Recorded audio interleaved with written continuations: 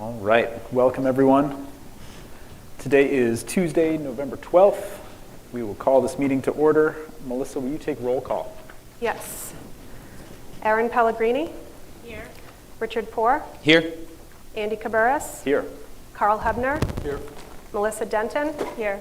Thank you. And also seated at the board table is Superintendent of Schools, Bob Thompson, and our CFO, Jeff Dowd. All right, if we could all rise for the Pledge of Allegiance. I pledge allegiance to the flag of the United States of America and to the republic for which it stands, one nation, under God, indivisible, with liberty and justice for all. Right. Board members, in your packets, you should have some meeting minutes from the October 22nd regular meeting and from the November 5th special meeting. So if you look those over,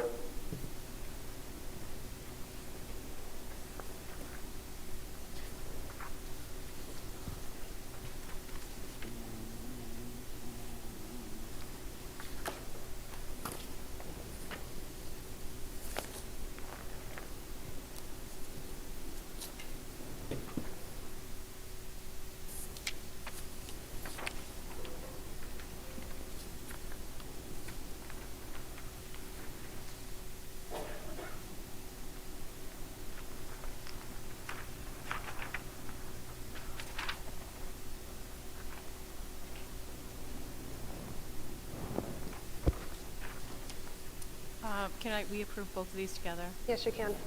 I'd like to make a motion to approve the meeting minutes from October 22nd and the special meeting minutes from November 5th. Second. any questions or comments? All approved? Thank you, board members. Okay, moving on, we will open up the floor for public comment. Melissa, has anyone come forward? I don't think so.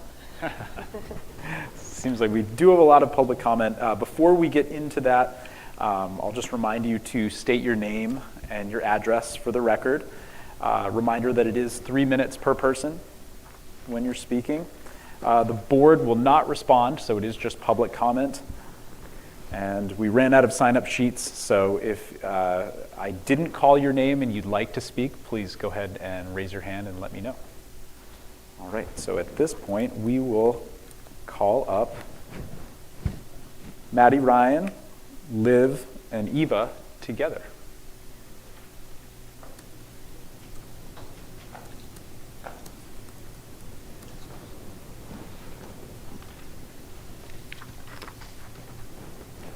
Hi. Hi, my name is Eva. I'm a 4th grader at HCS and I love to read. I have been in the Vendors program for a long time. I want to share why Vendors is so important. First, in Vendors, I feel that I can be an interactive reader. I read complex books and discuss them with my classmates. I don't have other chances to do this. Second, the small group setting is good for my learning and gives me a chance to learn with less distraction. And third, Vendors is the only time that I get a chance to read and learn from real books. All of my other reading is reading passages, answering simple questions, and no discussion. Vendors means a lot to me for these reasons, and I hope all kids can have this chance.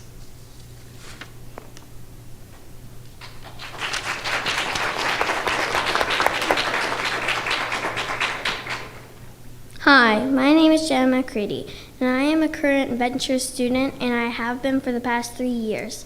Last week, when I found out about Mrs. Wisecover not being our teacher anymore, I was really sad. I think a lot of other students feel the same way. Going to Miss Wisecover's every day was something I always looked forward to. I always felt welcomed when I walked in, whether it was reading or math. Having her as my teacher one day and not the next is a really hard change, and I'm having a hard time adjusting to the idea of it. Miss Wisecarver is a truly special teacher, and I'll miss having her every day. Thank you for your time.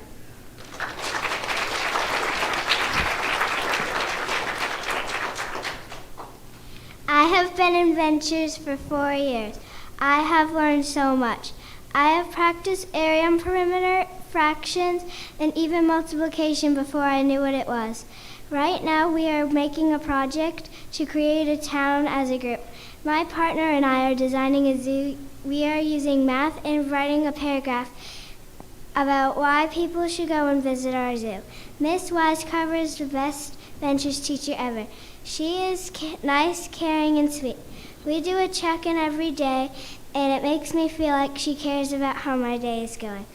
I am worried that math is going to be boring now. I am worried about the kids in my group. We are all sad. I hope Miss Wisecarver can move back into Ventures. We are all sad. Love, Liv.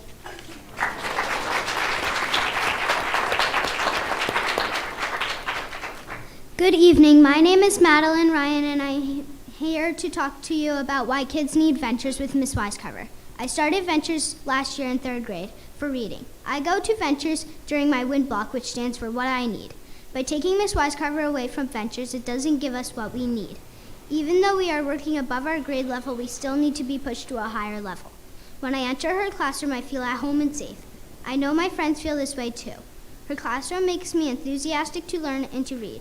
She chooses books that are amazing, hooks us in, and helps us think deeper and have better understanding of the topics that we are learning. When I am in Miss Wisecarver's classroom with all my peers, we take our learning very seriously. We try our best, we take risks, and we are supportive to one another. We have choices about our learning, we work as a team, and we think outside the box. My favorite activity in Ventures was writing a legend. First we read legends, then we talked about parts of a legend, then we brainstormed our ideas for our own. We wrote a rough draft, we typed our final copy, we illustrated it, and then we had it published. Other days in Ventures, we write books and poetry. We watch videos connected to our learning, sketch to go along with our writing, and make arts and crafts. Miss Wisecarver ties these activities to make learning fun. With the quick ending of Ventures, we didn't get to finish the book that we had started. Me and my friends have started a book club at recess to finish it. As you can see, we care about our education since we're giving up recess time to read our book. Without Miss Wisecarver's support, we won't get the push that we need, and our discussion won't be as enriching. Please consider bringing back Miss Wisecarver to the Ventures classroom. Thank you.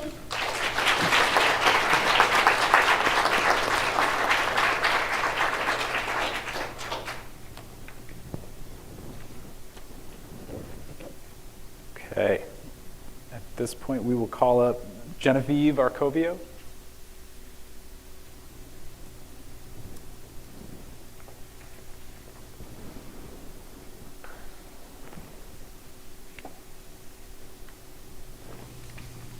And Genevieve, if you could please state your name and your address, that would be great. Sure. Genevieve Arcovio, 80 Burkett's Mill, Hampstead.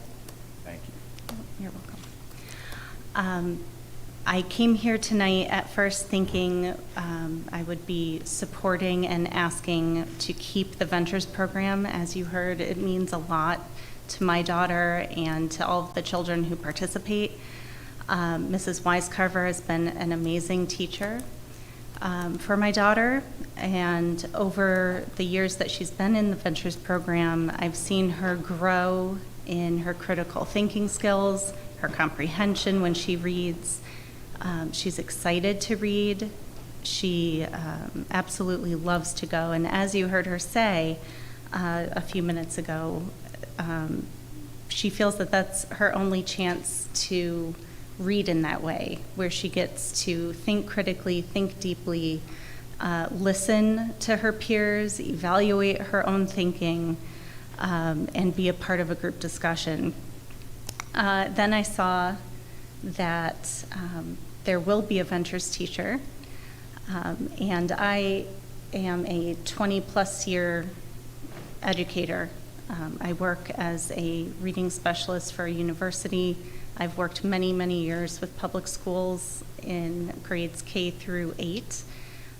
So while I would love for Mrs. Wisecover to stay as a consistent teacher for her, I do understand more than anyone the constraints that public schools have with staffing, and that not all details of these situations we are entitled to. So instead, I'm here, though, to ask for these opportunities for all children, because as I was preparing what I would say tonight, it felt wrong to fight for a few students who are testing above grade level when reading books that are the right level of complex for any level reader can happen in classrooms without additional teachers. It can happen as Tier 1 instruction. My entire job is to look at curriculum and literacy in particular. So I know that this can happen, and so instead of asking you to keep the Ventures program, I would respectfully ask that you reevaluate the curriculum that you have so that all children can learn to develop these kinds of thinking skills alongside all of the other things that they need to know about reading. Thank you.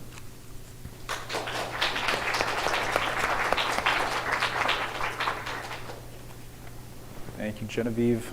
Lisa Price.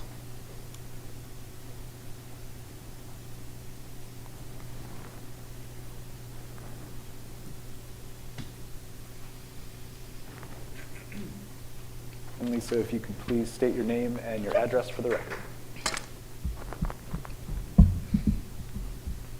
Lisa Price, 332 West Road in Hampstead. Tough group to follow. Kids, you did an amazing job. You always do. So, mine's at a little different tone.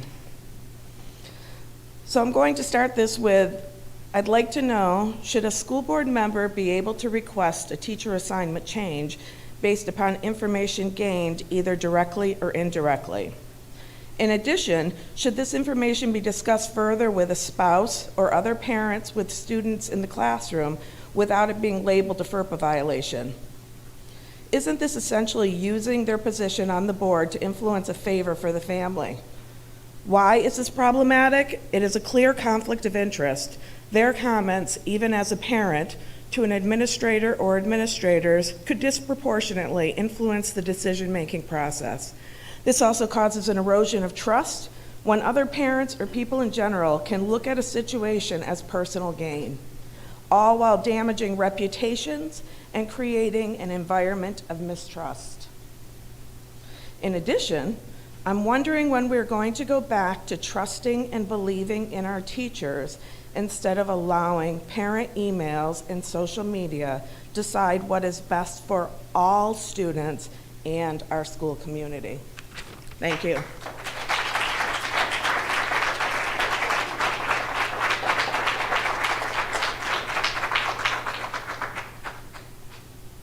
Right. I have on here Liv Marino, but you already spoke unless you have, do you have additional comments to share? Okay, great.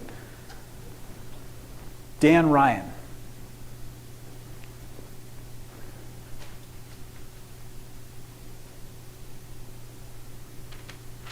Dan, if you could please state your name and your address.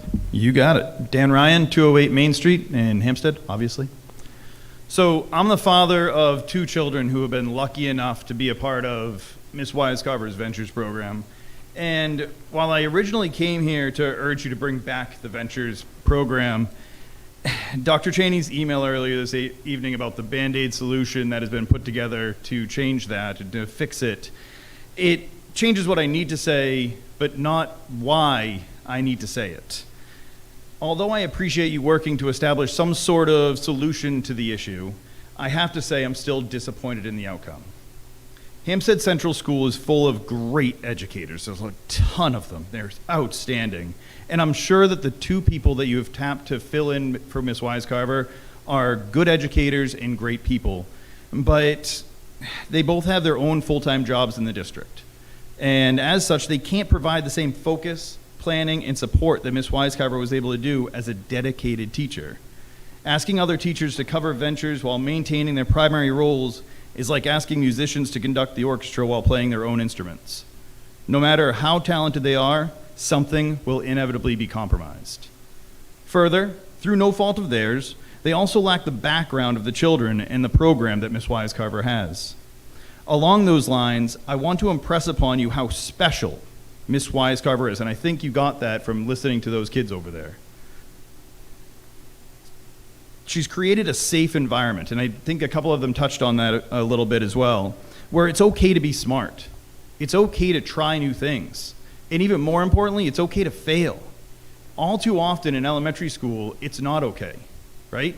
You all have been kids. Do you remember how hard it was to be a smart kid? They were ridiculed. They were called dorks. They were called geeks. We don't want to have that in our schools. Ms. Weiscarver has made a safe space for these kids to be smart, for them to try new things. That's so important. And I can't imagine that any educator can do the same kind of job that Ms. Weiscarver did. I went a little off script there, got a little passionate. She's built a deep bond and a deep trust with these kids that just can't be duplicated. And again, these new educators, despite their best intentions, their focus is going to be split. They have their full-time jobs. They don't have the full-time focus that Ms. Weiscarver has had in the past. And they frankly just aren't Ms. Weiscarver. I had prepared some other talking points when I was originally coming to urge you to bring back ventures. Obviously, most of those are moot, given the timely email that we got tonight. However, one of the main points I had prepared in those remarks was that Ms. Weiscarver is ventures. While I appreciate the attempts to preserve the program,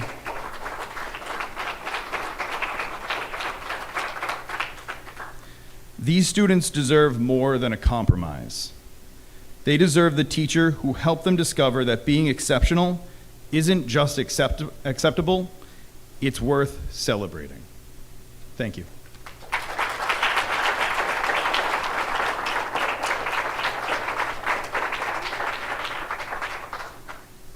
Okay, Sarah LaCroix.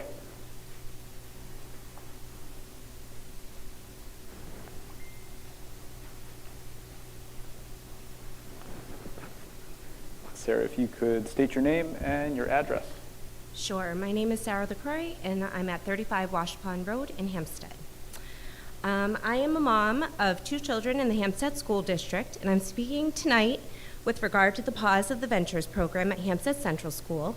The communication that we received last week and this evening has had an immense negative impact on our school community.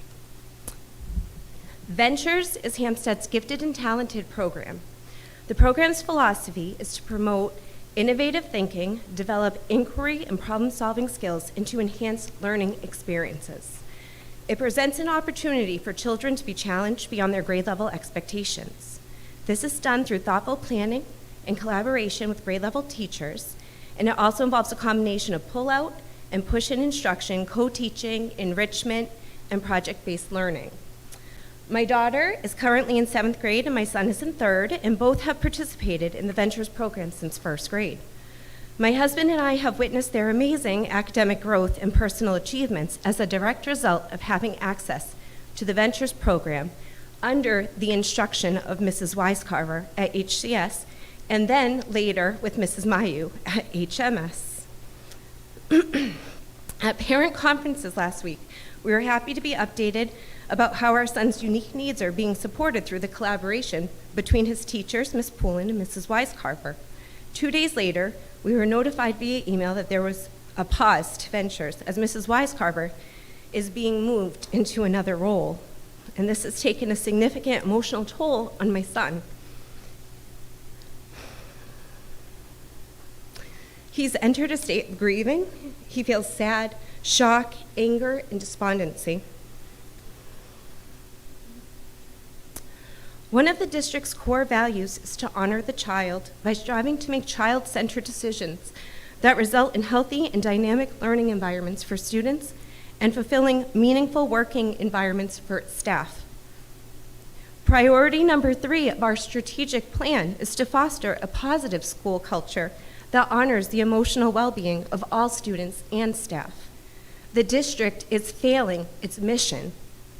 The district has impacted a classroom of students in 4th grade and every Ventures student from grades K through 4. Teachers are being shifted into newly created positions that haven't even been posted as job openings. Are there no other staffing solutions available aside from dismantling the Ventures program? It was correctly staffed and it was running seamlessly. Why not post a job opening for a long-term sub or a new hire? What programs are next? Our Unified Arts, our ESOL program? A substitute Ventures teacher cannot be effective leading the program that Mrs. Wise-Carver has created and maintained, and suggesting otherwise is nonsense.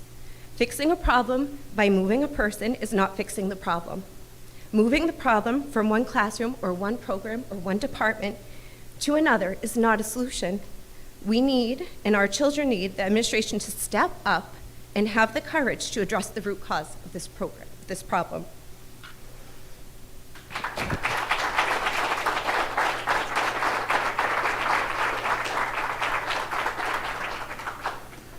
All right, and we have Jack and Mia LaCroix, if you'd like to come up.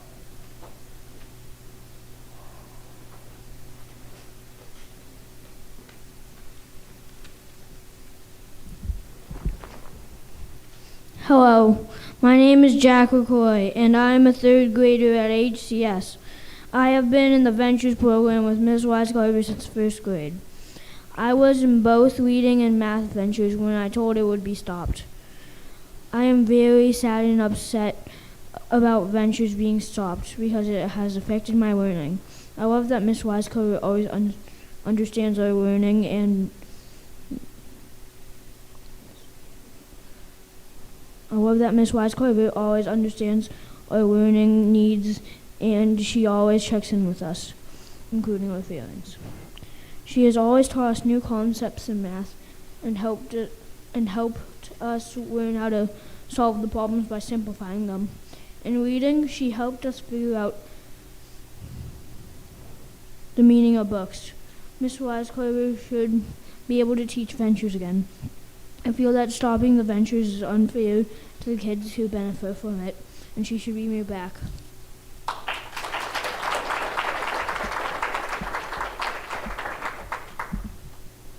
Hello, my name is Mia LaCroix, and I am a 7th grade HMS student.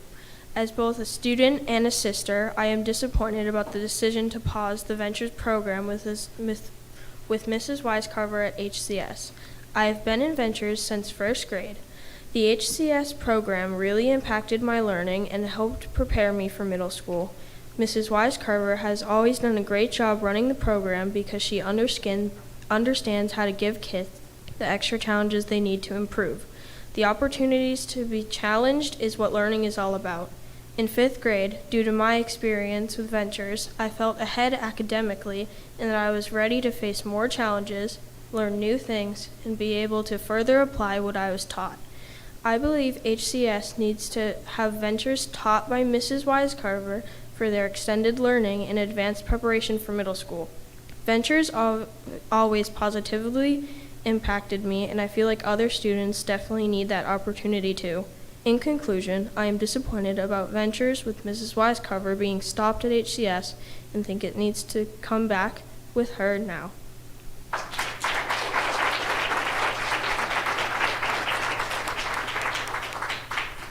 And now we have Chad LaCroix.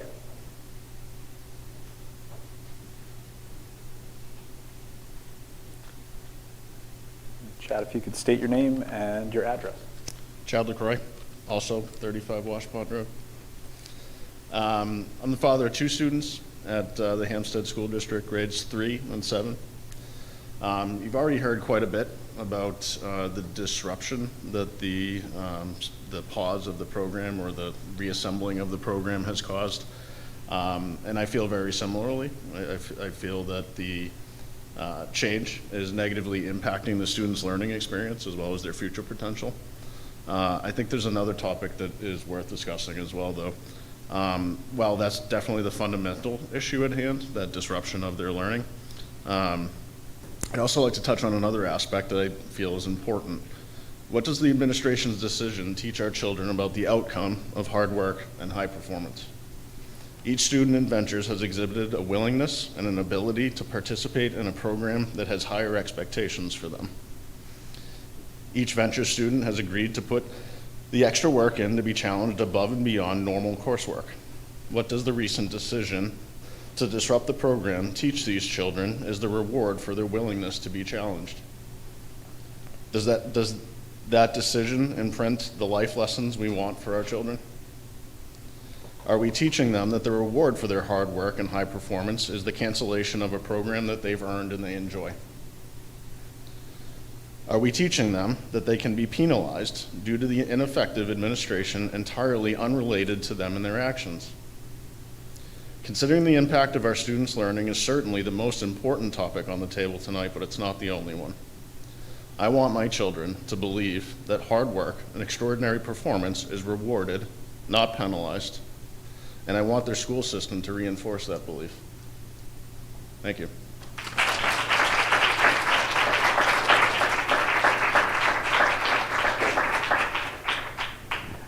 All right, and we did run out of sign-up sheets, so if anyone wants to raise their hand to speak, you are welcome to. Come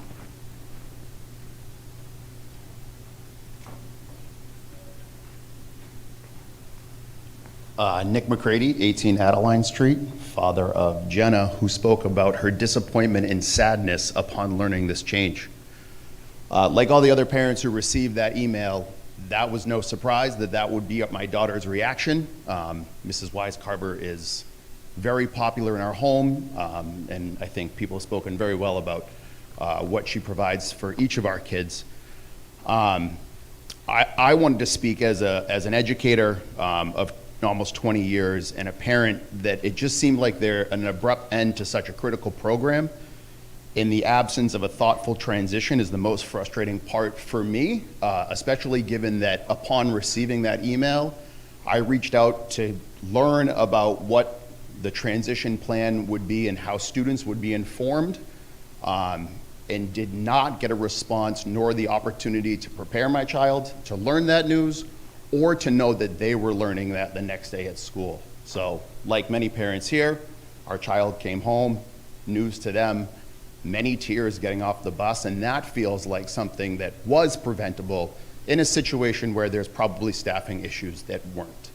So I feel like if there's a lesson for the administration, for the board moving forward, that wasn't apparently, it didn't appear to be a thoughtful plan on the receiving end, though I'm sure many conversations amongst the invested players on the board or at the SAU we're having, that's not how it was rolled out. And I think that could have been more thoughtful and would have prevented maybe a lot of the hard feelings that you're hearing about tonight.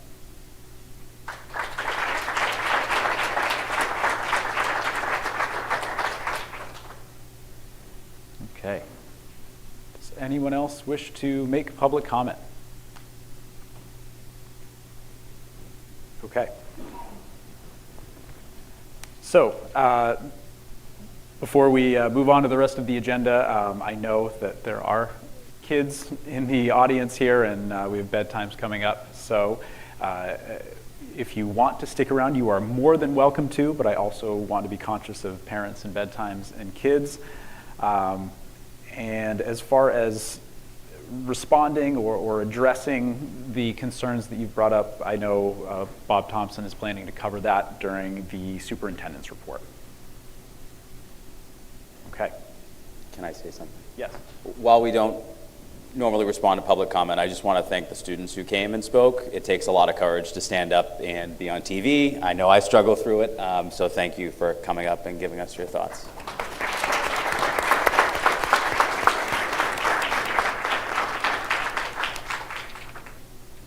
Okay, and moving on through the agenda, we have school highlights with Principal Amy Bernard.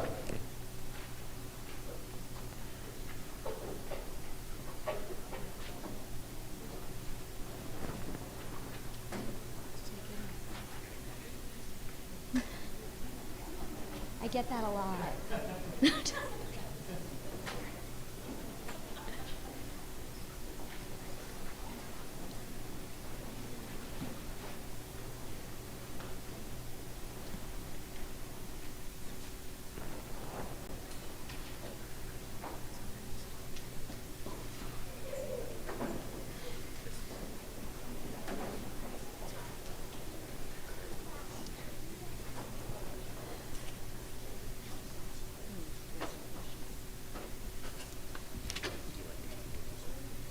Okay, hello.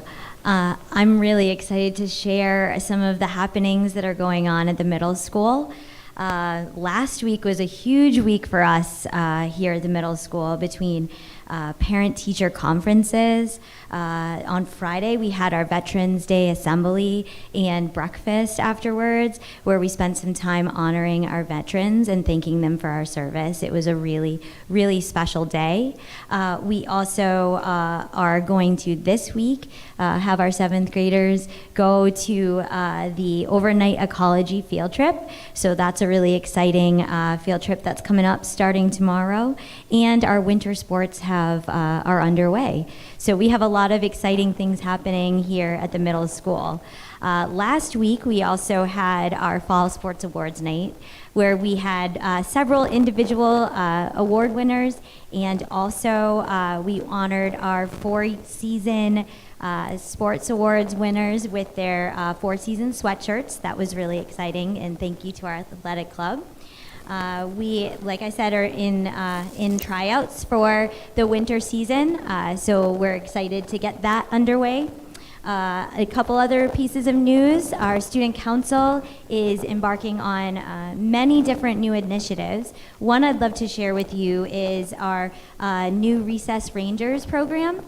So we're going to have our 7th and 8th grade students spending some time with the 5th and 6th graders at their recess, mentoring them, running games, being positive role models. So we're really excited about that. And that's really the highlight is what we're doing as far as mentorship that I wanted to share with you tonight. So that's one of the things.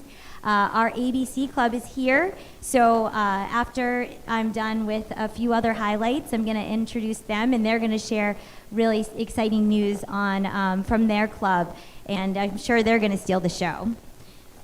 Our Leadership Council of Athletics, they put together they organized and they implemented an hour-long assembly to generate support for their new initiatives. It was a really awesome thing to see. So our clubs are doing some really terrific stuff here at the middle school. In addition to just some stuff that's happening at the middle school, we're also working on connections with Central School. So one thing I wanted to highlight was that our 6th and 7th grade, 2 of our 6th and 7th grade flex classes with Miss Rubin and Miss Downey, they participated in a Monsters project. So the 1st graders in Miss Calant's class, they drew up monsters. And then our 6th and 7th grade students actually brought them to life by creating physical monsters. Then we walked them down to the Central School, and we spent about an hour and a half with the 1st grade class. They created stories together about their monsters. They read to the 1st grade class and just spent a really nice, like I said, hour and a half connecting with the younger students. That was really awesome to see. Another thing I'd like to highlight is outdoor learning. So our outdoor learning is in full effect. And Miss Griffin is really taking some awesome opportunities to utilize some of those new materials that we ordered. So she has her class participating in a project inspired by Ralph Waldo Emerson in his quote, "To the attentive eye, each moment of the year has its own beauty, and in the same field it beholds every hour a picture which was never seen before and which shall never be seen again." And she has her classes going outside for 5 separate occasions in the same spot and taking observations of nature. And they are looking at the essential question, if you are observing a specific spot more frequently, what did you notice for change? Or what do you notice the changes? And so they are recording data such as temperature, sun position, the date, different things of that nature to see changes over time. So we are utilizing those outdoor resources and they are in full effect. One student even said that that was the highlight of their day. The next thing that I wanted to mention is just that we continue to work on refining our MTSS B model here at the school. So each of our grade level teams are currently using our discipline data, real-time discipline data, to identify trends in discipline and identify ways that we can work with kids at the grade levels. And then our MTSS committee is working on 3 specific things. The first thing we're doing is identifying those trends school-wide. So we are working, is this on? Yes. Oh, okay, it just sounds, oh, okay, sorry, it doesn't sound like it's on. So one of our groups is working on categorizing our supports as Tier 1, Tier 2, or Tier 3, and then streamlining our referral process for all of those supports, both academic and behavioral. Another piece of another subgroup of our committee is working on developing our Tier 2 support room. So we are implementing a WIN room, a What I Need room. This is for academic support along with behavioral support for it to be manned all day. So we're looking at putting together a comprehensive bank of restorative practices to be utilized in this room, along with academic resources, math extra help, and other different extra help. I actually am working on staffing it all day. So one of our groups is kind of working on that piece. And then the last piece is we're looking at positive reinforcement strategies. So again, looking at the data as far as identifying what behaviors we have in school and figuring out which ones we want to tackle, and then looking at how can we reinforce that in a positive way. Can we look at putting out messages in our advisories? Can we create videos that are information videos about behavior? Also utilizing our raffle for respect in targeting those behaviors. So those are the 3 different pieces that our MTSS committee is working on that I wanted to share. Any questions for me? So for the development of the Tier 2 support room, love the concept of it. Has any thought or concern been put to having the academic supports be in the same room as the restorative circles and the behavioral supports that are going on, and how those might clash? Or Yeah, so there definitely has to be some finessing of that in terms of if there's conversations and maybe moving certain conversations out of that room. We also, if I can staff this appropriately, then I've already talked to Jeff Mackey about creating a little barrier of some sort so that we could kind of separate the space. So those are things that we're definitely working on. Anything else for me? Go ahead. I know you said the restorative circles. Will there also be sensory things in this room? Is this also like a de-escalation space, or is it just? That's not, we're not utilizing or not, that. Sorry, de-escalation. But is there a space for kids to go if they need to be regulated on their own? Not in that space specifically. We are actually looking at a hallway for that as like sort of a calm down, take a walk. And our OT person is actually putting together that as far as like having a space for that in a hallway. We did have one room identified, but then had to utilize it for a different space. But definitely something we're looking into. I'm going to say something just to kind of add a layer of challenge to this whole MTSSB model.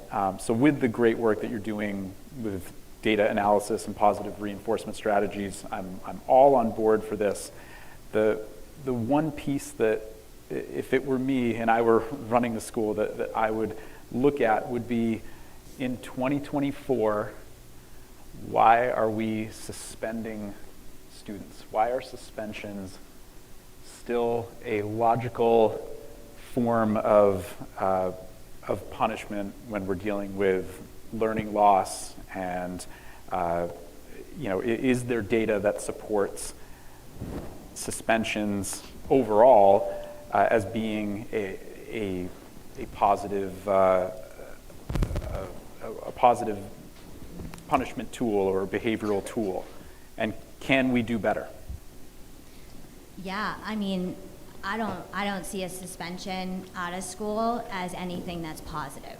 So certainly I wouldn't frame it that way. When we look at having to utilize that as a form of consequence, it's really about safety, right? So suspensions would be appropriate when we're talking about harassment, when we're talking about drugs, potentially when we're talking about a fight, some sort of altercation, assault.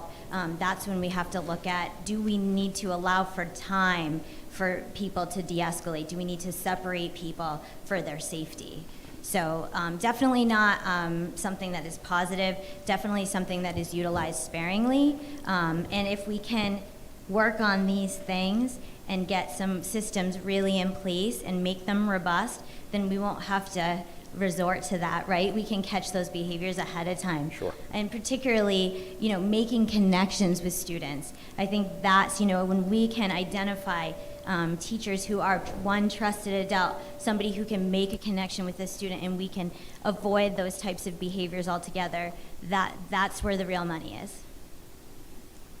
I want to just comment on that. I really, really appreciate your response to that question, because I definitely have a differing view than Andy does on that. So I appreciate your response. Thank you. So I'm going to be totally overshadowed by the fact that I do have a group up here or over here of friends from our anti-bullying club that would love to show you some of the great work that they have going on in their club. And I would like to thank club advisors, Ms. Pollard, Ms. Bennell, and Ms. Doyle for all of their work making this happen. These guys are excellent. So come on up, friends.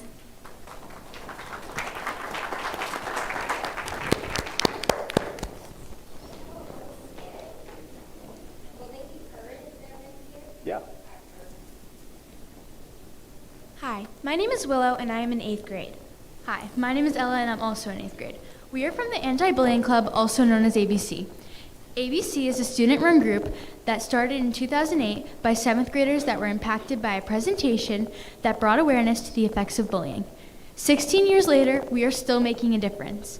One thing we do is present to other schools, and we just presented to Danville Elementary on November 1st, and we will be presenting to Atkinson Academy in December. ABC's mission is to promote kindness, acceptance, and tolerance, inspiring others to do the right thing when confronted with bullying. We want to make kindness the norm. When we do our presentations, our group composed of 5th through 8th graders creates scripts, updating them on current issues every year in our school, the community, and the world. We perform these scripts that are filled with skits, songs, facts, and poems on themes such as peer pressure, bus behavior, being yourself, and lunchtime dynamics. You may be wondering, how have we made an impact on our own school? We have made an impact by being role models and upstanders, and by always doing the right thing. Over the years, we have sponsored Spirit Days, Stand for a Change, Random Acts of Kindness Days, 12 Days of Kindness, Toys for Tots, food drives, pet food drives, Smile Days, Lunch and Recess Buddies, and bullying awareness and prevention weeks such as no name calling and Be Yourself. We want to create a climate where everyone feels safe. We want to help everyone understand that they have the right to be themselves and that people are different and unique, and that's okay. We meet every week all year long, and many of us are involved in other things such as clubs, sports, chorus, band, NJHS, student council, robotics, STEM, and the play, just to name a few. Even though we are involved in many other things, we make an effort to be at the meetings.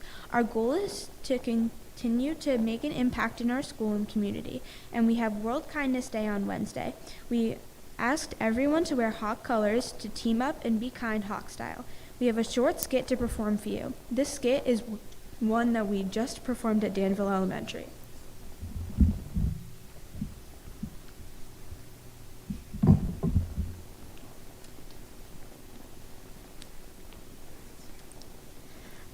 Hello, I'm Alexis, and I am in 8th grade. I am the narrator. This is Ella, and she's also in 8th grade, and she's the bully. And Jalen is in 5th grade, and she's the follower. Alice is in 6th grade, and she's our upstander. And we have Willow, which is in 8th grade, as our victim. Here is a skit demonstrating how mean and hurtful words, rumors, and gossip cannot be taken back once they are said. The damage is done. The toothpaste in the skit symbolizes the once mean things being said. Rumors and gossip are mean, and mean and hurtful words that cannot be taken back. It is important to think before you speak, think about what you're saying, think before you hit send, And ask yourself, T, is it true? H, is it helpful? I, is it inspiring? N, is it necessary? Now, I want to ask if Mr. Thompson and Mr. Dowd would come up to be our volunteers. Not aware this was going to happen. Now, I want everyone to pay attention to the toothpaste, because when Mr. Thompson and Mr. Dowd hear mean and hurtful words being said in the skit, they will squeeze out the toothpaste onto the paper plate. Mr. Dowd, I think you're supposed to hold on to that. Hey. No, not until you hear me and listen to directions. Hey, did you hear what happened to Willow? Huh? No, but I can just imagine. She's so weird. I can't wait to hear this. She's so stupid. Yeah, right. Freeze. Is the rumor and gossip about to be spread true? She raises her hand all the time and never knows the answer. I know, right? Freeze. Is it helpful? This time, she forgot the question. Are you kidding me? Freeze. Is it expired? I'm telling you, she's so stupid. Yeah, so stupid. Freeze. Is it necessary? Then he answered a question that wasn't even asked. Huh? Freeze. Is it kind? Hey guys, sometimes when I raise my hand, I forget the question or what I was going to say too. Does that make me stupid? You guys are being mean. I'm sick of this. Are you kidding me? Hurtful words are like the toothpaste that was squeezed out. Now try to put the toothpaste back in the tube.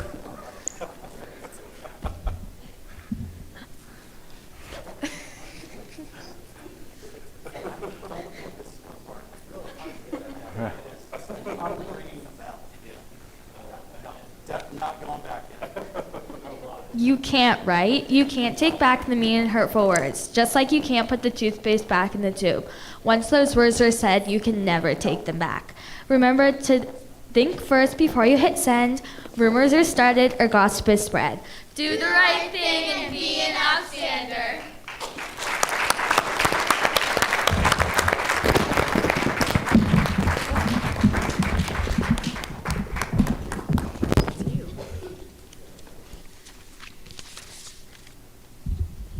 Thank you for having us here tonight. We appreciate this opportunity to introduce ourselves and our message. We understand the dangers of bullying, cyberbullying, and peer pressure because we don't do that in Hampstead. Thank you. Thank you.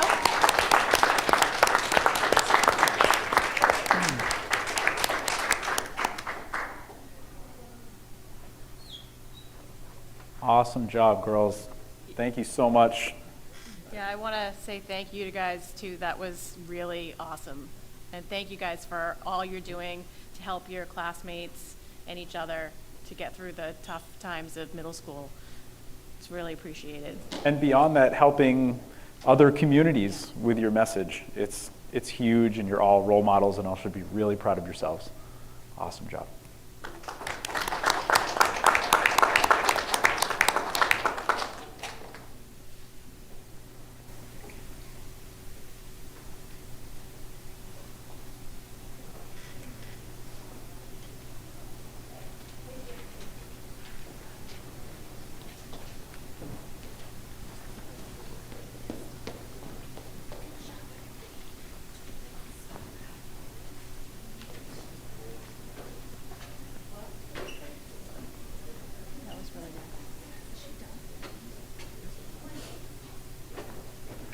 Right. Moving on to student achievement data presentation with Mrs. Hello, Tomaselli. the most riveting portion of the evening. Yes. Okay, so this is the assessment presentation. I'm going to try to go through this quick to make up for some time. I know we've had a late kind of meeting happening here, but why do we assess our students? We use a variety of assessments to provide data to our teachers and teams to make informed decision about our future instruction. Our assessments are both normative and criterion-based. We use diagnostic information in our MTSS meetings.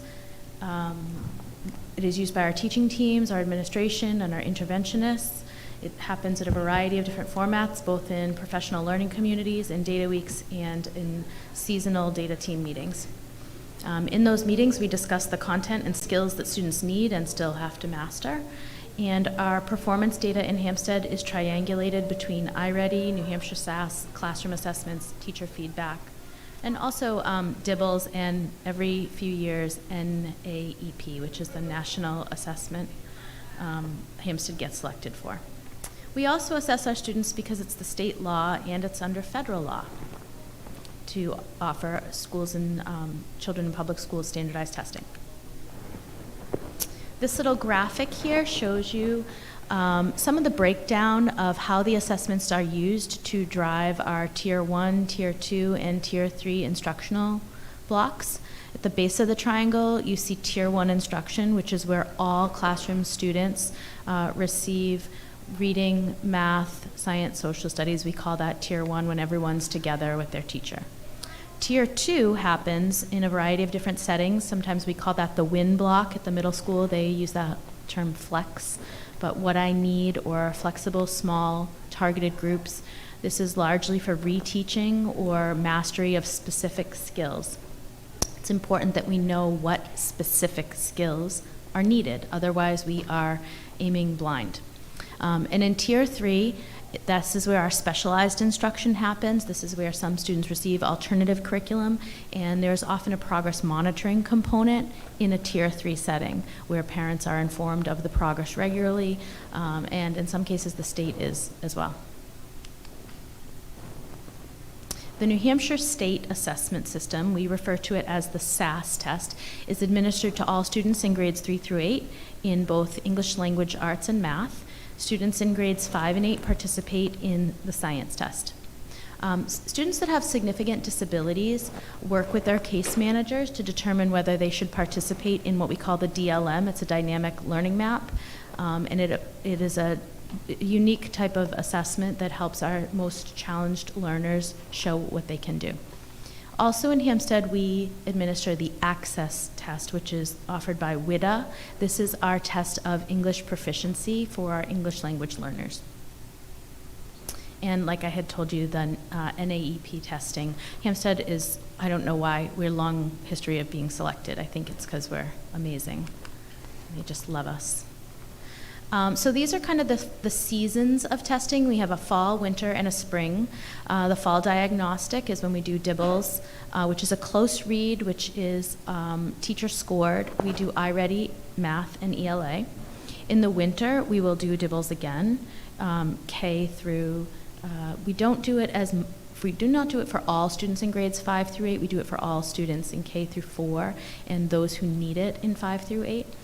We also do iReady, ELA, and math again, and then also the Access testing. And then in the spring, we have our summative testing.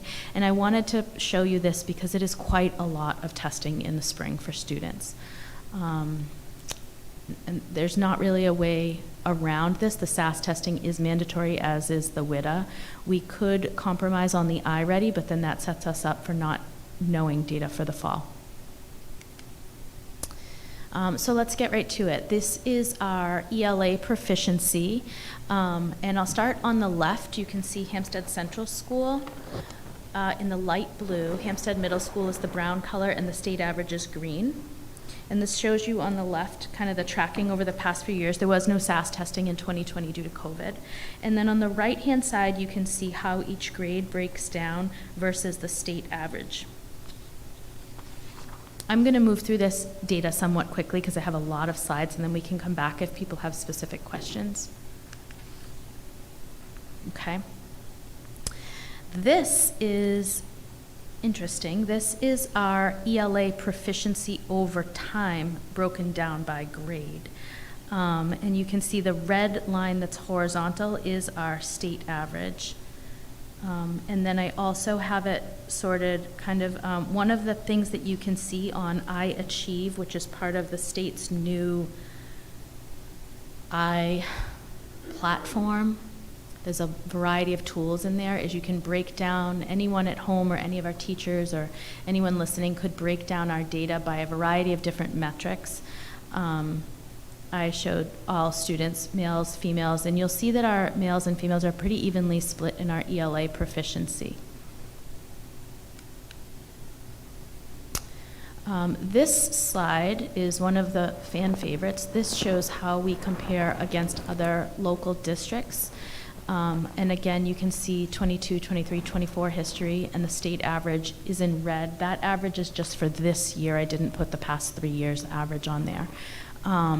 And Hampstead is quite competitive in ELA. These districts, Auburn, Candia, Chester, Derry, Hooksett, Hudson, Litchfield, Londonderry, Pelham, Salem, Timberlane, and Wyndham are all in South Central. The important thing to note here is the data is a tiny bit skewed because some of these school districts have high schools. And there's really not a simple way to parse out the elementary and middle schools districts from those who have high schools. So there's probably some margin of error with that. Naturally, we want to be very competitive in our ELA proficiency. And so I can answer your questions about this next. In math, similar kind of format. You can see Hampstead Central School on the left is in light blue. Hampstead Middle School is in the brownish band, and then the state average. In math, we are doing quite well, outperforming the state average. Here you can see our proficiency over time, and I went back, I did a 4-year look back. I could do up to 6 years, but it's quite a lot of information. And you can see there are some kind of concerning cohorts here over time, but I think the important thing to look at is it's difficult to follow the cohort of children. So if you look at the top right-hand corner, that grid that's kind of colored diagonal, you'll want to follow a group in the same color band, and you can see how they perform. We've had some notable gains in the bright bluest cohort. It was a 17% proficiency up to 55, and now it's kind of normalizing a little bit. I really need to remind everyone that when we have families opt out, and that is their right under parental choice to opt out of standardized testing, any opt-out over 95%, we are expected to have 95% participation. Any opt-out beyond that counts as a 0 against us. So we have done a tremendous job with the help of Heather Mayu, Kristen Karamatopoulos, our school counselors, to work with parents and talk to them so they understand what they are opting in and out of and how those results are used. Certainly we have families that we will honor their request, but I do believe that 17% was a lot of opt-outs in 2021. And here is our math proficiency among local districts in South Central. And you can see we're making some nice gains in math. There are some districts that are really performing well, and we are in talks in some cases with some of those districts to learn. We are also, I just want to remind you, piloting new math curriculum this year. We are sunsetting our current agreement with Big Ideas, which does not meet EdReport standards. So I'm very much looking forward to having a math curriculum that is evidence-based and that meets all of the highest criteria for quality programming. I think that will really help us and our teachers deliver solid math instruction that aligns with standards. And I put a slide together for science. This is somewhat disappointing, but science is very much a moving target. This test, I need you to know, is based on a lot of simulations, and that really is not how we have been teaching science. We have done a curriculum review, and we are incorporating some simulations and some hands-on projects into our instruction. But we just do not teach science in multiple choice ways. And so this is something we'll continue to spend some time looking at. I'm not overly concerned. I'm very pleased with a lot of the outdoor learning that's starting to happen and some of the more phenomena-based work that we're doing. So this slide, I borrowed these images from Renaissance Learning, who we do not do business with, but I just thought they were excellent. On the left, you see criterion referenced. On the right, you see norm referenced. Up until this point, everything I've showed you has been norm referenced, meaning we're measuring children against their peers, whether they're peers in their grade, peers in the state, peers in South Central. Everything you've seen so far is measuring a student against other students. Criterion reference is when we measure a student against the standards, against their actual skill set or other criteria we are expecting them to be able to know and master. So this is why we have to be careful when we look at norm referenced data, because it can shift quite easily based on the population you're stacking yourself against. So think of big fish, small pond. I also like to look at our iReady, which is a nationally normed, national criterion referenced test with thousands of children across the state. So these slides have a lot.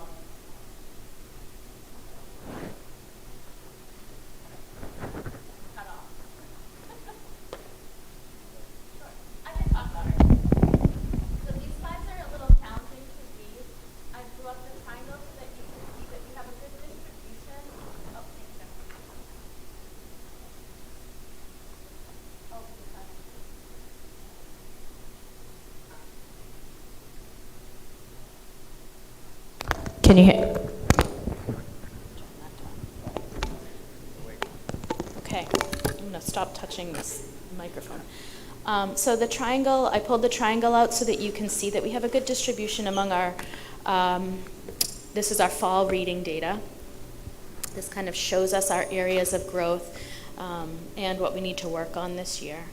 Again, we have some known cohorts, children that we've been tracking for a while, trying to give them the interventions they need and get them to grade level. This slide shows our 3-year distribution in each grade. It is a little challenging with these colors to follow the child, but you want to try to follow the child from 22-23 in, say, grade 1 to 23-24, grade 2 to 24-25, grade 3, and try to follow those columns. Let me move through. Again, here's our 6, 7, 8. This is reading in the fall. This slide is of particular interest to me. This is where we talk about small fish in the big pond. We have national normed data on the far left and national year-to-date data for this current year in the middle, and then New Hampshire data. So in this slide, you see how our Hampstead students really stack up to New Hampshire iReady using districts, which is not all of the districts, but many of them, and then national iReady using districts. And so we have some work to do, but we are, I think, scoring appropriately in reading. Here you see that same kind of parallel broken down grade by grade. So it's quite a lot of data. I don't expect that we need to digest all of this, but I wanted to put it there for anyone that wants to see it. And again, we do have some cohorts that we're very aware of that we're struggling with them, or I would say that this measure is not possibly the best measure to use to demonstrate their proficiency.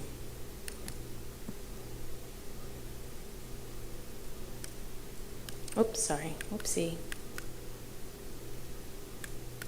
Oh, that went so far ahead. Hold on.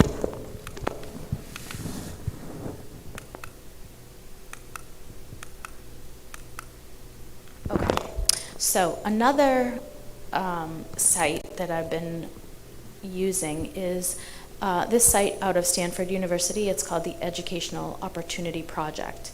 This really tracked learning loss recovery since COVID.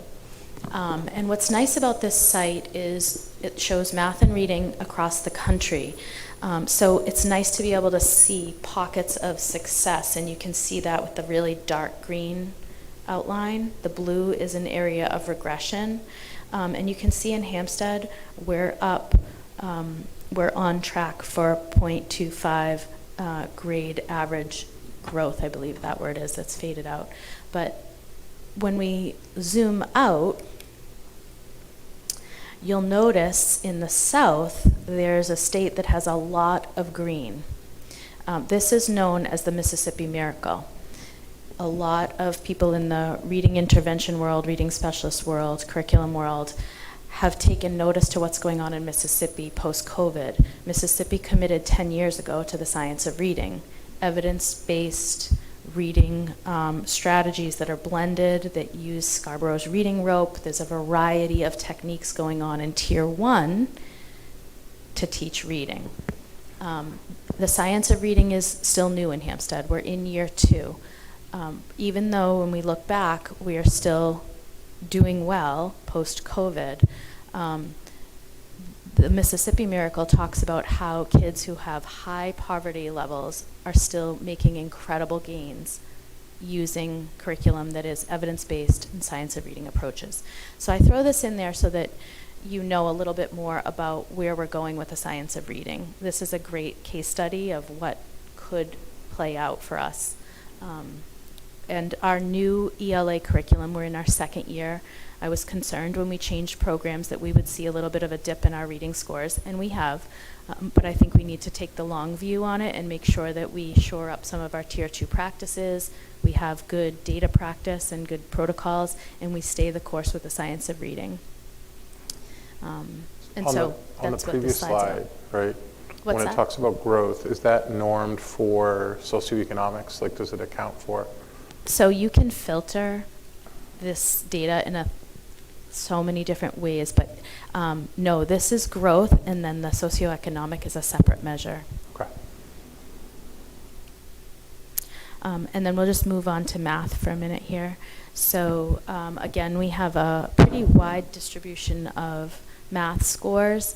Our proficiency in the triangle to the far left for the whole district shows that we have a lot of kids in the yellow in math, which is appropriate. That's the work that we need to do ahead of us in the fall. We look at the yellow and we realize this is the work of the grade level to get us on track. One thing that I'm always looking at as well is the domain. On the very top right, you can see how we break math down by domain.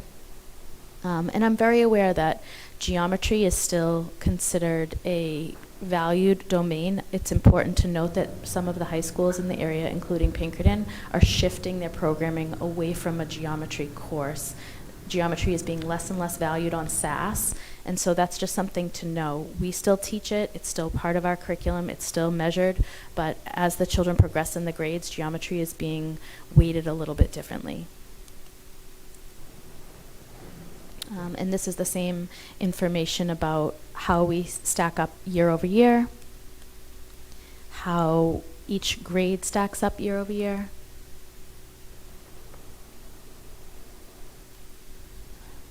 And then this is our district compared to New Hampshire sample size as well as national and previous national normed data. So in math, you can see we are still outperforming New Hampshire, outperforming national rankings right now. And we do have quite a lot of work to do with the children in the yellow, but I do think that's achievable. And then this breaks it out grade by grade. I'm sorry, I don't mean to rush through that, but we can go back if people have specific questions. And then. So if they're at one grade level behind, but it's the beginning of the year and they're being assessed for 3rd grade, the goal would be for them to be in green by the end of the year? Is that?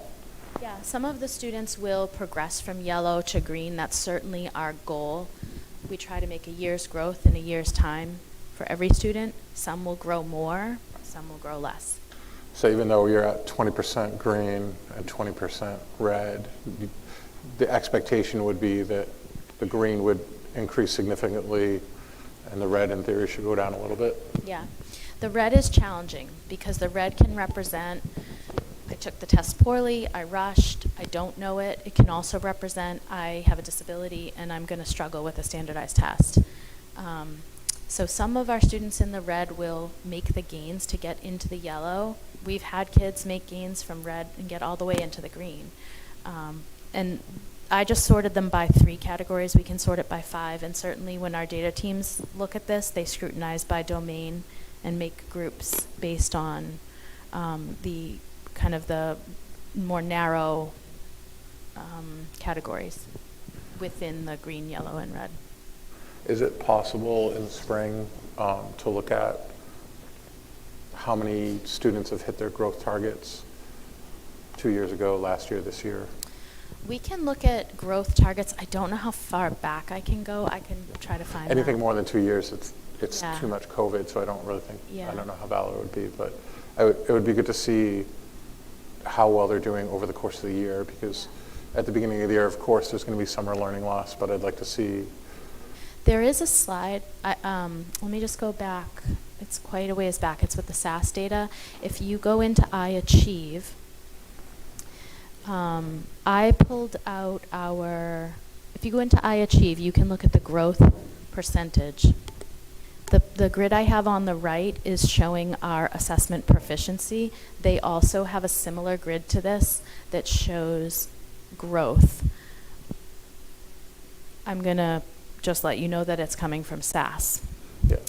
But it does show growth, but I could look for that in iReady as well. If it's possible. For me, I feel like growth is the measure that I'm looking for more than overall proficiency. Okay. Because I'd like to see how effective we are being over the course of the year. Sure.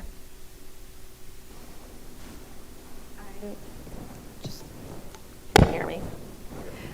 With the SAS this year, I don't know if it's worth explaining how it was, the ELA was, Yes, done that's a good differently. point. You're right. Or- So this year, SAS ELA, let me go back to that slide for a minute, was the first year that they were training an AI engine. So SAS is reading and writing.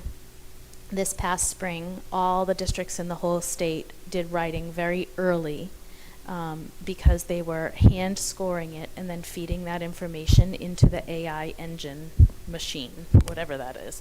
And so it took quite a while for the ELA scores to come out, but that is an area of concern among ELA teachers in general, is the calibration of AI scoring. They've used AI scoring in the past, but they were retraining this engine for this year. I think people thought the scores that did poorly and they wanted to see what it would look like, but now we're not going to be able to compare apples to apples. So.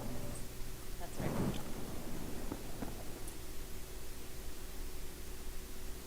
Any other questions about that? I did have one last slide that I didn't get to say yet, and I feel like it needs to be said,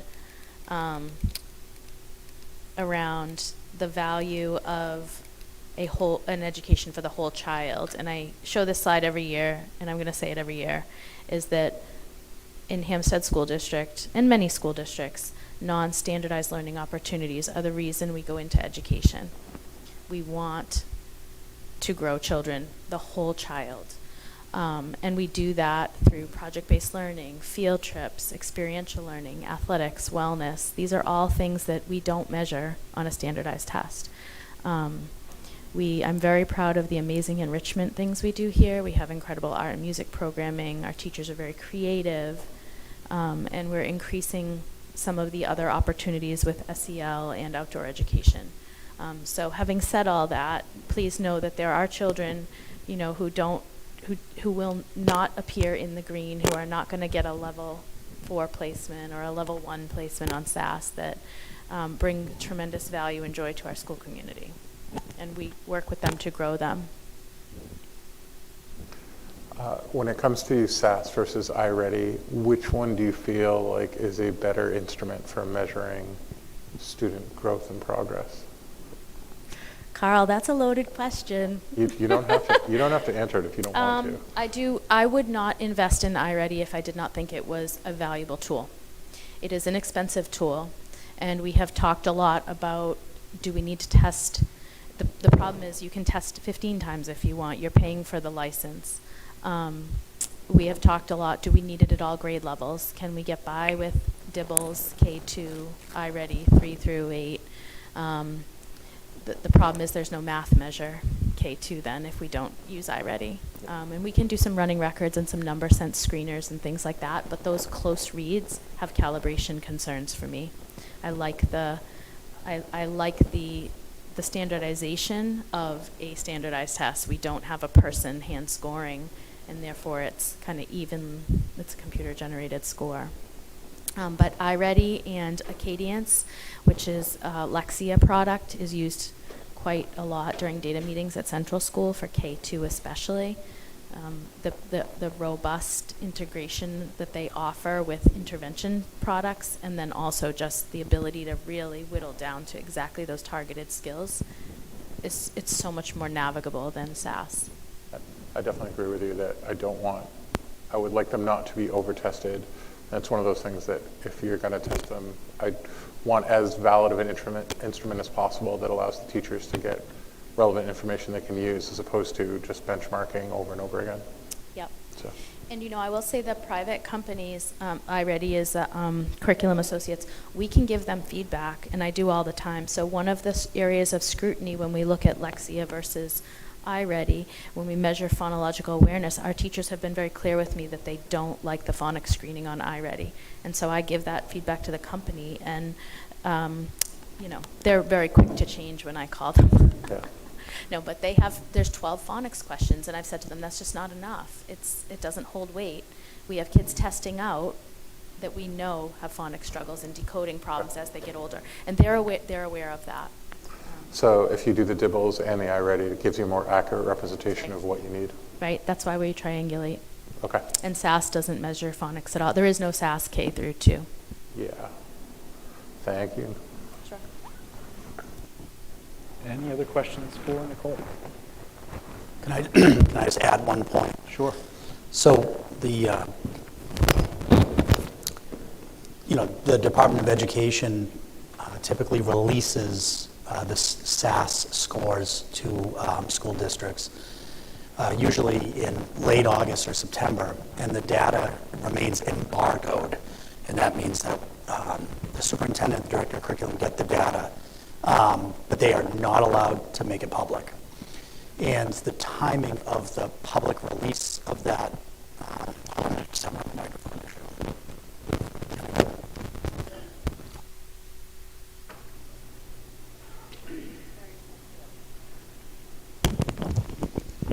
and so the data is typically released to the public around November 1st. So we strategically place this presentation as early to that release date as possible because it's really important that you hear from us and we do the deep data dive. And it was interesting because the data up until today was embargoed. And so I had communicated with our board chair to say, look, we may not be able to present the SAS data, and Nicole was able to talk to the DOE. They unlocked it. Literally, it's been released. So you're actually getting the first official look at the data. And I say that's important because the board just got the data today. I imagine there will be some analysis that board members will do. And, Nicole and I have talked too, to have a future board meeting where maybe we revisit the presentation and take a deeper dive, I think would be reasonable, because otherwise it's not really fair for you to be receiving the data today and attempting to do that analysis. I can see Dr. Hubner is already doing the analysis, but so I do think we could add this to a future agenda to take another look at it. I certainly think that would be helpful. All right. Any other questions for Nicole? Thank you, Nicole. All right. Moving on to a cybersecurity update with Joe Dion. Sure. Take your time.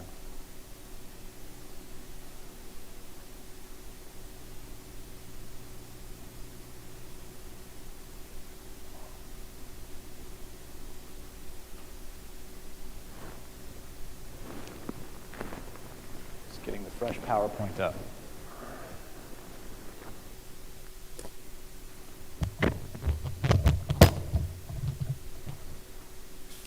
Good evening, Hampstead School Board. Tonight I'm going to be talking about our cybersecurity initiatives, November update, 11/12/2024. I cannot impress upon you enough how important protecting our data is. It is something that we are constantly monitoring.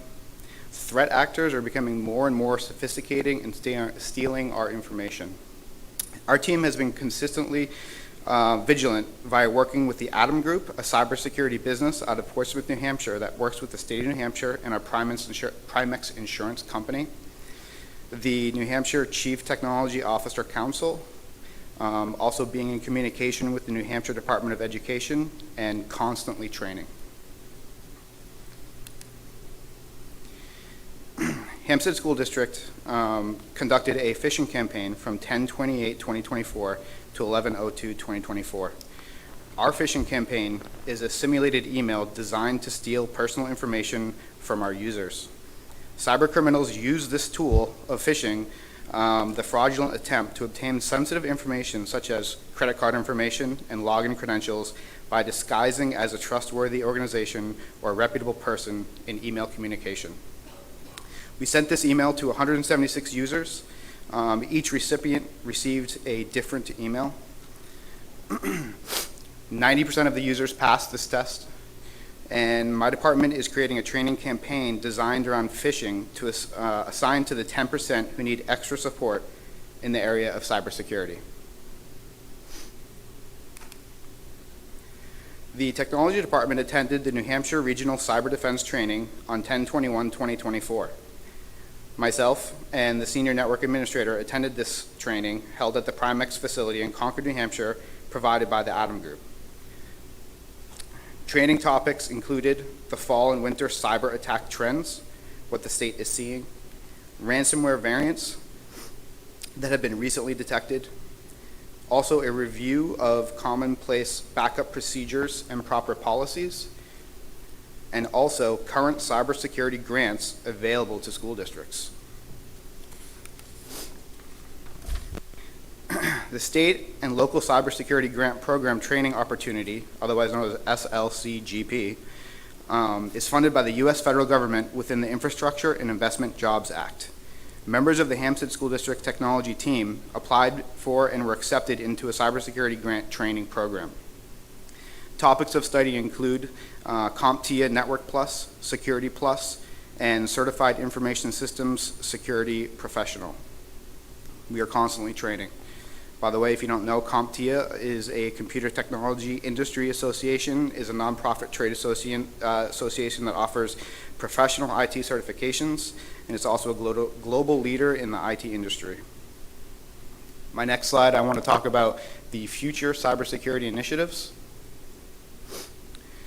I'm going to be speaking at staff meetings and also professional development to train on security best practices and vulnerabilities to be mindful of. We have begun the process of holding a tabletop exercise. I'm right now waiting to hear back from the Atom Group on what dates are available. This tabletop exercise is going to be held with our administrative team and also our business office. We are always doing ongoing security patches. We're hardening our network, monitoring incidents and events, and constantly training. Do you have any questions for me? I know you've been doing those phishing campaigns for at least 2 years, but probably several years now. Since we hit 90% this year, do we know what it's been in prior years, and is it kind of in line with? It's definitely improving. We've never hit 90% before. I'm very impressed when we put this out. I can't tell you how many times I got phone calls and emails and people kind of in a panic state saying, "Hey, Joe, we're being phished. I got this really suspicious email." It was constant through the entire campaign. So I really do see some improvement there, and some people that need further improvement. We're going to create a program that's through the same tool that allows them to do training that we create and we evaluate things that they need to know. Also, I would like to mention that one takeaway that I can recommend to everyone is if you're traveling, especially out of the country, please do not use hotel Wi-Fi. It is the Wild West. That's how they get your information, and they will get your information. You should probably really thoroughly clean your device after if you have to use it. One way around that would be to, if you know you're going to be traveling with your phone carrier, just purchase the hotspot for the time that you're going to be away, and that's a direct connection encrypted to your phone, to your personal device, and no one's going to be able to get that information, at least as easy as connecting to an unsecured network. I'll just say I appreciate the work that you're consistently doing on this year after year. I know it's a serious issue. In my professional life, I've worked in cities, counties, and schools that have all been targets of ransomware and other issues. So I know this is an ongoing battle, and I appreciate you, continuously attending classes and educating yourself and your team to stay on top of this. Thank you very much. Any other questions? Any other questions for Joe? Thank you. Thanks, Joe. All right. Moving on to our 2025-26 district budget presentation. Bob Thompson.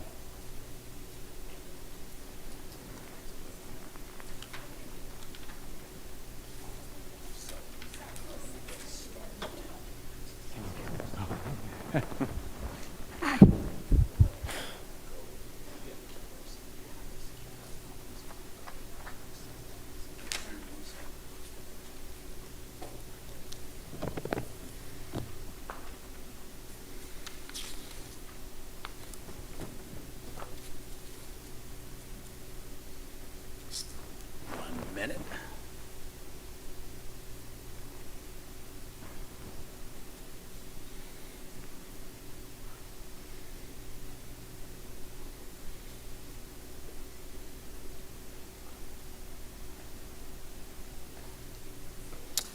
All right, so good evening. Tonight I have the distinct pleasure of presenting the administration's proposed budget for the 25-26 school year. That it represents fiscal year 2026. And, this budget development is certainly a process, and I've discussed that previously, that really begins in July. We begin collecting data, begin getting prices, begin looking at our forecasted needs. And that's a really challenging thing to do because we are talking about a budget that we begin building in July that doesn't begin for another entire year. So it involves a tremendous amount of forecasting.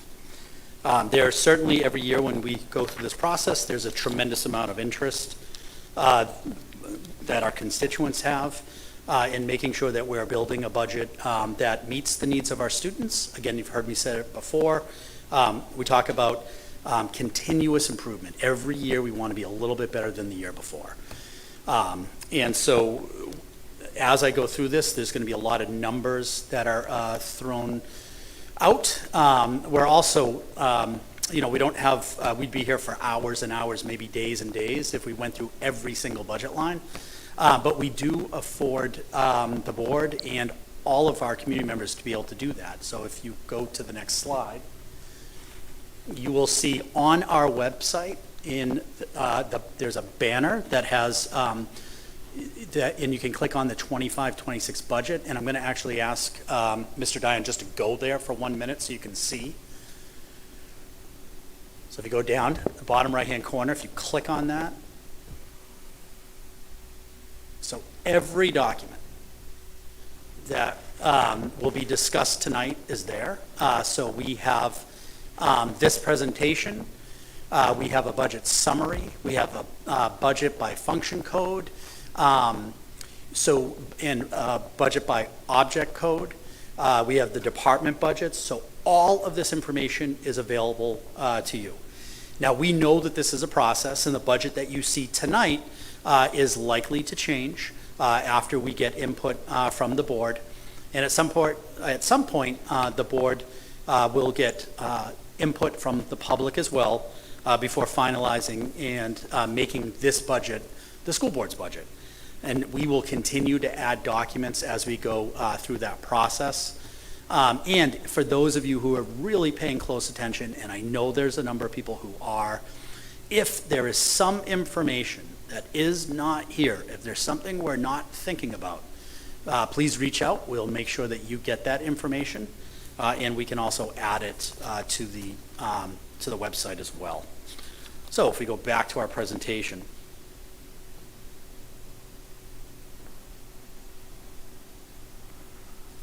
Advance to the next slide. So when we look at the development of the budget, really what our goal is overall is to present to the board our vision for teaching and learning and operating the school system. And so I break that down into really 4 core or overarching goals. There are a lot of goals, but these are the 4 drivers. We want to provide for an ongoing enhancements to the educational program. Again, continuous improvement. Next year, we want to be at least a little bit better than we were this year. We also want to make sure that we're keeping our educational facilities in good working order. The board has made a commitment to our educational facilities, with this year also including a renovation project. As you just heard from our Director of Technology, we also want to ensure that we have robust information technology systems that support and strengthen instructional and operational capabilities. And then also, we want to ensure that we're good financial stewards of the community. We recognize that our school district, we represent everyone who lives in this town. That's students, that's parents, that's teachers, that is community members who do not have children in our schools. That also includes people who are on fixed incomes. We build the budget keeping all of our stakeholders in mind, and it's really important that we're balancing the educational needs of our students with the finances of the greater community, and that is proving more challenging year in and year out. So with that said, what I'm going to do is we're going to start with a budget overview, and I'm going to turn this over to Mr. Dowd to walk you through the next couple of slides. Thank you, Mr. Thompson. So the 25-26 proposed budget in total is $38,601,744. This compares very favorably to the 24-25 budget voted of $38,938,889, showing a decrease of $337,145, or a decrease of 0.87%. So some of the major drivers behind this, and I'm going to go through these by what I refer to in what we call object codes, and that means that regardless of the function within the school district, this is what it is that we're looking at. So we're not looking at a particular school, we're looking at like all salaries, group insurance, etc. So salaries are up $377,518, and we'll go into that a little bit more in detail in the next couple slides. But that includes increases for our support personnel, our HAS union, and those are our building secretaries, admin assistants, and paraeducators. The Hampstead Educational Authority and, the HEA and the HESPA, Hampstead Support Personnel Association, are both going to be separate warrant articles for any increases on in the budget for next year. So group insurance, which is object code 210, that's up $308,458. We experienced a significant increase in our insurance rates last year. This year, our insurance rate increases went from 6.1 to 9+%. This represents only about a 6% increase because we were able to mitigate due to a couple factors, one of which being our insurance carrier has moved to some more efficient and cost-effective plans, so that has kept our rates in check to about 6%. Still a lot, but much better than the upper 6 to 9% range. Teacher retirement, object code 232, is down $136,994. This relates partly to a decrease in our contribution, the district's contribution for teacher-related retirement pension obligations for the next year upcoming. We're probably a little over budgeted that in the current year, so that's showing a decrease. Professional services, which are the 320 and 330 range of object codes, down $61,075. Repair and maintenance, which is the object code 430, so that's up $383,738. And I'm going to take that with the building improvement line together, which is the 460 object code. That's down $1,558,950. So the reason that the building improvement line is down is because that's where we reflected the classrooms, the 2 infill classrooms at the central school. And those were a warrant article item, and those come out of the budget because they're not needed next year. The repair and maintenance line at $383,738 reflects a couple major projects. One of them is the underground oil tank storage system that we have here at the middle school. We replaced the underground storage tank at the central school a couple of years ago. That was at end of life. This is at end of life, and we have about $150,000 earmarked for central school septic replacement should that need arise, and we're looking at designs on that now. That would not be a one-year project. That might be something that we would, if we were to undertake it, we'd have to lapse it with the next year as well. So we'd have to combine the 25-26 and then budget something in the 26-27 budget and do that over the summer.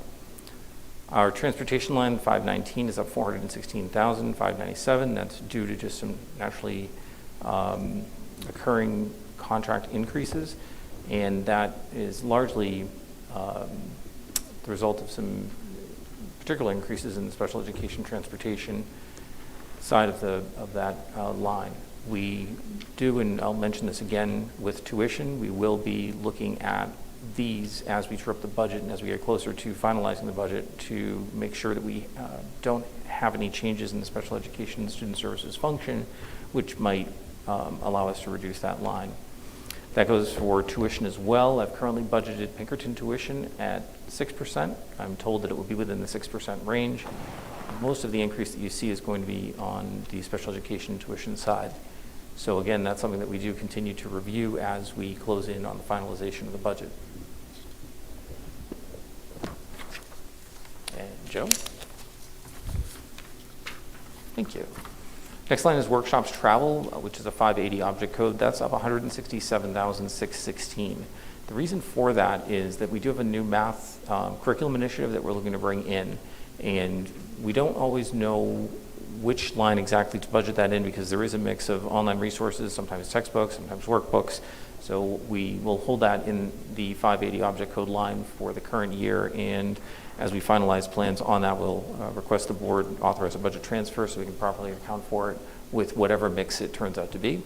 Our supplies are up $29,421. Books and info resources is up $35,316. A lot of that is just inflation cost increases for a lot of the software and information resources that we do use. Software line is up $650 to $19,703. Our equipment is down $28,808. We made a purchase in the current year of an approved additional plow and a pickup truck with plow and dump body, so that's not in the budget for the year upcoming. Fund transfers are down $1 million. That is the result of the capital reserve warrant article that was approved, and we contributed $1 million to our capital reserve fund through the vote last March. So that comes out of the budget as well, and the remainder of the reduction of $337,145 is $90,000 in miscellaneous increases and decreases net. So I will turn this over to Bob for Bob will be reviewing the what's new and deleted from our budget slides. So this really does not look at all personnel, it just looks at very specific, and the next few slides will do the same thing. So Mr. Thompson. Yeah, so we'll be proposing a $112,501 increase in personnel. And I want to make a statement here, and I'm going to back it up with some logic. So based upon the staffing that we currently have, the staff positions, we would actually, with this budget, have one less position next year. Now, let me explain how we arrive at that. So if you look at the first addition on here, the $121,000 for the elementary special education coordinator, that is a position that we currently have. It's just grant funded through IDEA. And as the board is aware, we are IDEA is where we pay for unanticipated special education costs, but our budget items shouldn't always reside in grants. There's that concept of supplement and not supplant. So the goal would be to take that position, which is grant funded, and move it into the to the regular operating budget. There would be the one reduction of the elementary Spanish teacher. As many members of the board and the community are aware, we did have an elementary Spanish program. The teacher has left the program. We have been unable to fill that program. And that is 2 consecutive years of vacancy. And we've actually used the funding at times when we've added a 4th grade teacher. There's been times where we've taken that funding because the position was vacant and we've applied it to other needs. But our recommendation to the board is that we eliminate that position. And then you'll see on here for a total of approximately $109,000 to special education support staff. So when we're proposing an operating budget, some of the expenses are unanticipated costs that we currently have. So those positions have been hired for. They were added last year when student need was identified. And now when we propose this budget, now we're working in those positions to the operating budget. And again, both of those positions are born out of needs identified in a child's individual education program.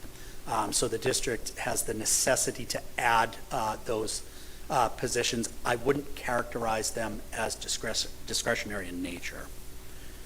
If we move on to the next slide, the board has taken some interest in some of the stipends. So again, work that extends beyond contractual obligations, the work of our teachers, will often pay a stipend.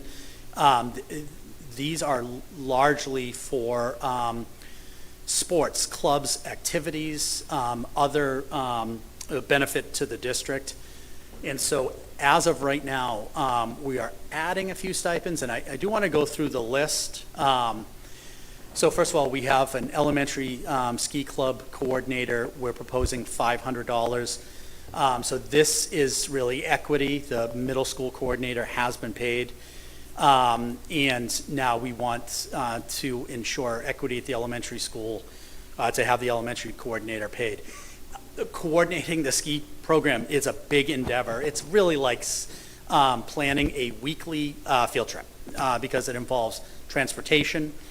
There's a lot of liability and management of having children at a ski mountain. So $500, I think we're going to be getting a deal.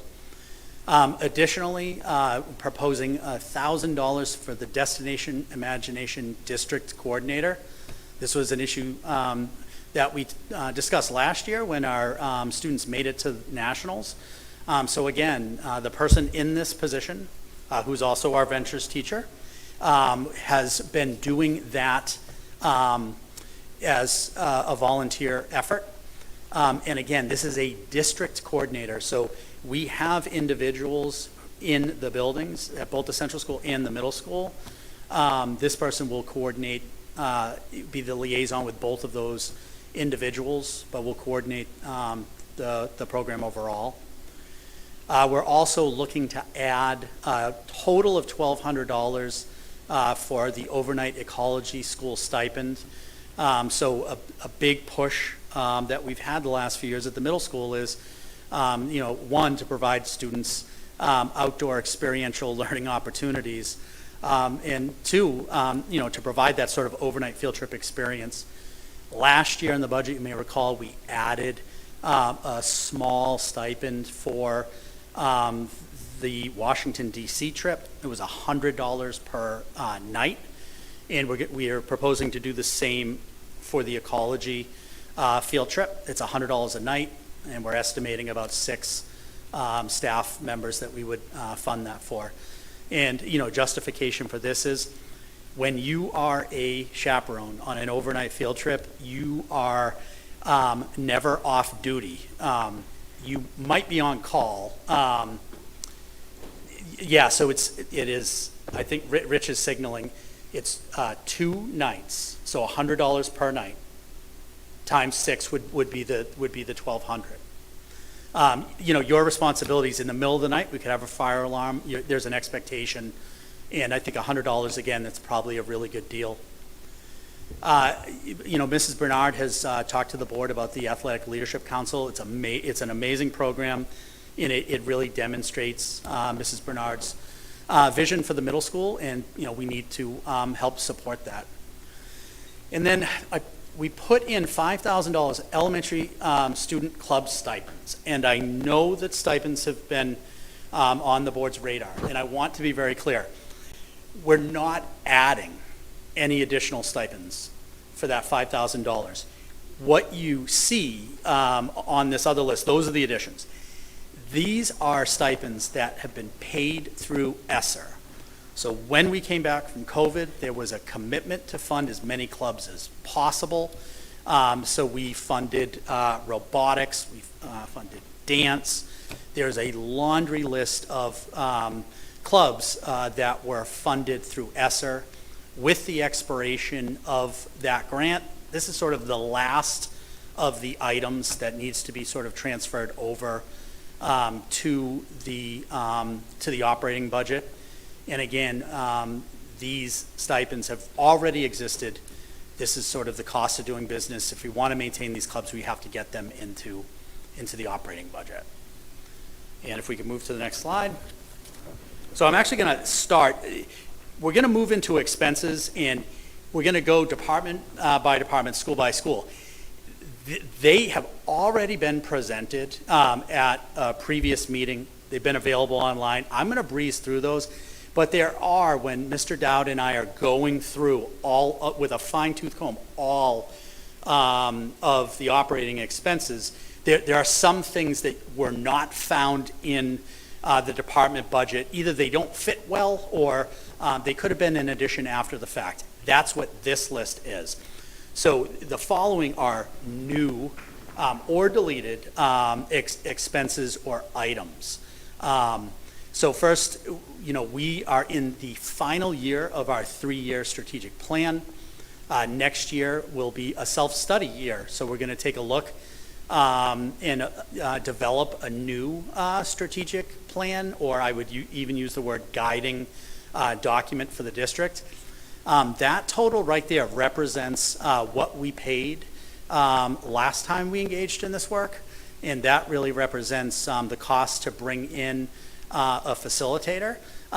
We will utilize sort of a hybrid where the district administration is doing a lot of the work, but the facilitator comes in just to keep us on track, whereas that is juxtaposed to us hiring a company that would do everything soup to nuts. That also includes a small stipend for the individuals that would participate in that work. This year, we purchased T-shirts for our staff for the beginning of the year. It was very well received. They had our core values on them. We'd like to do that again next year. So that represents $7 T-shirts times the total number of staff that we have. Again, this is it's an item that wasn't reflected in any of the department budgets that the board has previously seen. $9,000 of food service debt allowance. I want to just take a minute to explain this. When we reach the end of the year, we end up with food service debt that has been accrued. We do our absolute best to try to collect this debt. Last year, through the generous donation of family, they donated $6,000 to help pay it off. At the end of the day, we still ended up with a debt of around $9,000. We use our unreserved fund balance to pay off that debt. So us adding this is really sort of a proactive, like if we know that we have an expense, you know, good budgeting would dictate that we're budgeting for it. rather than year after year just counting on unexpended funds to pay off the lunch debt. So we anticipate that we'd have $9,000 of food service debt. If we don't, then obviously that $9,000 gets put back into the unreserved fund balance. But it's our way of sort of being proactive and getting ahead of it. And then another item, again, along those same lines, is last year we sent our students to the Destination Imagination Finals. If you look at policy JJC, that really outlines that the board will commit $3,000 of funds to the expenses. So again, for us to be prudent and sort of get ahead of that rather than finding unreserved funds, we'd like to budget for it.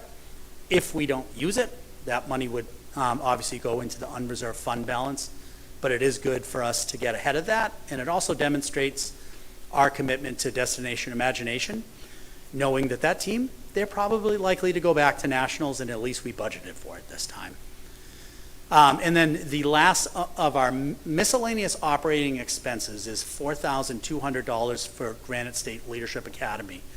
The board is well aware that there is a significant shortage in the state of New Hampshire and across the United States of leaders in public education. Also, the number of credentialing institutions in New Hampshire has also significantly decreased. And it is a very difficult process for individuals to get a superintendent certification. When we look at building capacity for future leadership, we're budgeting $4,200. That would be the annual tuition cost for us to have one of our administrators this year. It is Dr. Cheney to participate in that Granite State Leadership Academy. And what that does is at some point that yields a certification. And then that just gives, we're doing our part in Hampstead to support future leaders, whether they work here in Hampstead or somewhere else. There is a significant shortage, and this is a sort of proactive attempt for us to kind of get ahead of this problem. And I'd like to, every year, have a new individual in the district enroll in that program. It tends to be a 3-year program, and we would get on track so that every year we would have a new person with that credential. Moving on to the next slide, and this is where I'm going to sort of accelerate some of the conversation simply because the board has now seen this. This is the third time they've seen this. It is online. So we'll start with HCS. You have the highlights here. One of the bigger items is replacement furniture. Would like to get replacement furniture on a cycle. We're about to unveil, our 2 new classrooms through the renovation project. We intentionally didn't budget for new furniture because we're counting on this replacement cycle to be able to, at some point, allow for new furniture in there. And originally, we had budgeted about $25,000, and then after getting feedback from the board, we adjusted that number to around $14,000. There's a decrease in library books. We are increasing our contribution to professional development. We've already talked about MTSSB and the need for us to be able to support the behavioral needs of the central school. Next, if we move on to the middle school, the staging, this is something that has been included in the initial proposed operating budget for many years. It's gotten cut. The more, every year that goes by, the staging gets older, it gets more unsafe. And so previous years, we've taken this out. We're at a point where we need to replace the stage, so we've included it in the proposed budget. You'll see a decrease with library replacement equipment. That also includes decreased need for library furniture. That was certainly something the board had taken interest in. And then we'd like to add some literature books for 7th and 8th grade. Again, we adopted a new language arts curriculum. At the time of adoption, we did not purchase 7th and 8th grade literature books. That was initially at the request of the teachers. I think the teachers have seen the value of those books and are now asking for that to be included in next year's budget. Moving on to student services. There's been considerable talk about this. We have, generally speaking, both here in Hampstead, across the state, we are seeing an exponential rate in the increase of services in special education, increasing rates of students being identified, and increasing needs. And that is certainly reflected in what you see here. A big driver of that is our tuition to private and other schools. Specialized transportation, we've seen a pretty significant increase in that.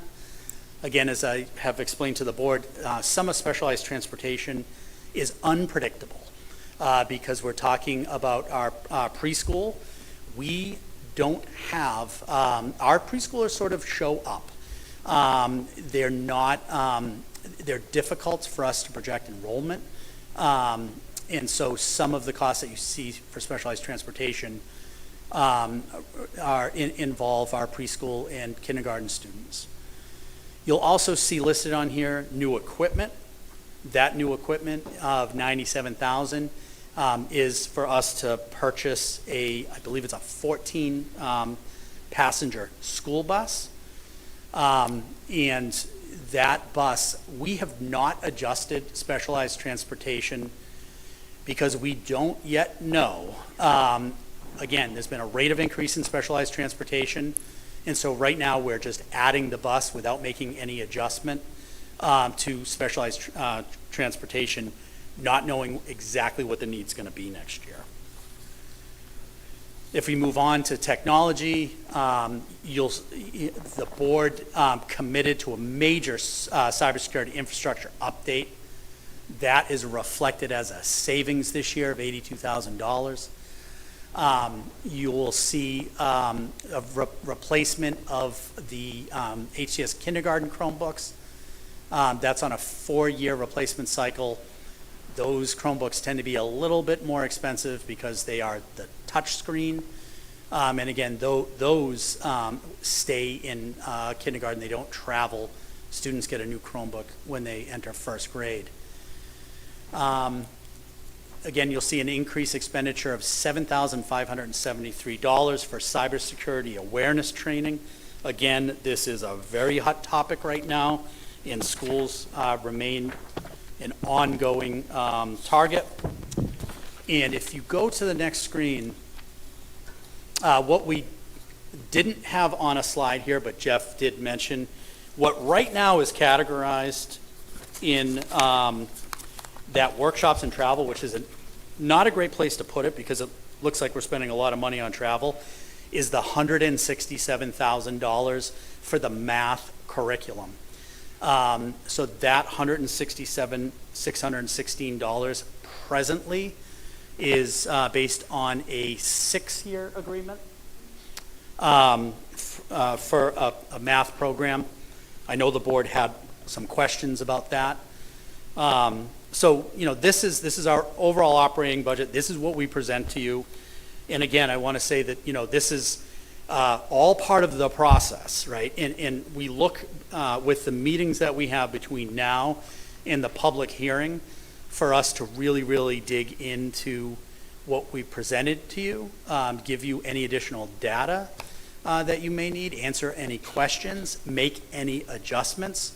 As you know, Mr. Dowd indicated, you know, we will get the actual Pinkerton tuition, and when we do, we will adjust it from the estimated 6%. So with that, I'll entertain any questions, any directive the board has in regards to the proposed fiscal year 26 operating budget.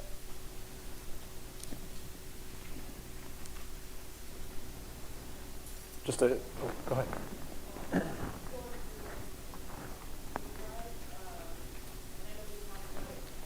I know we've talked about it before, but the bus at $97,000. I understand the reasoning, but I have some concerns about this cost because it's more than that cost. So you're going to have at least 2 people that can drive it.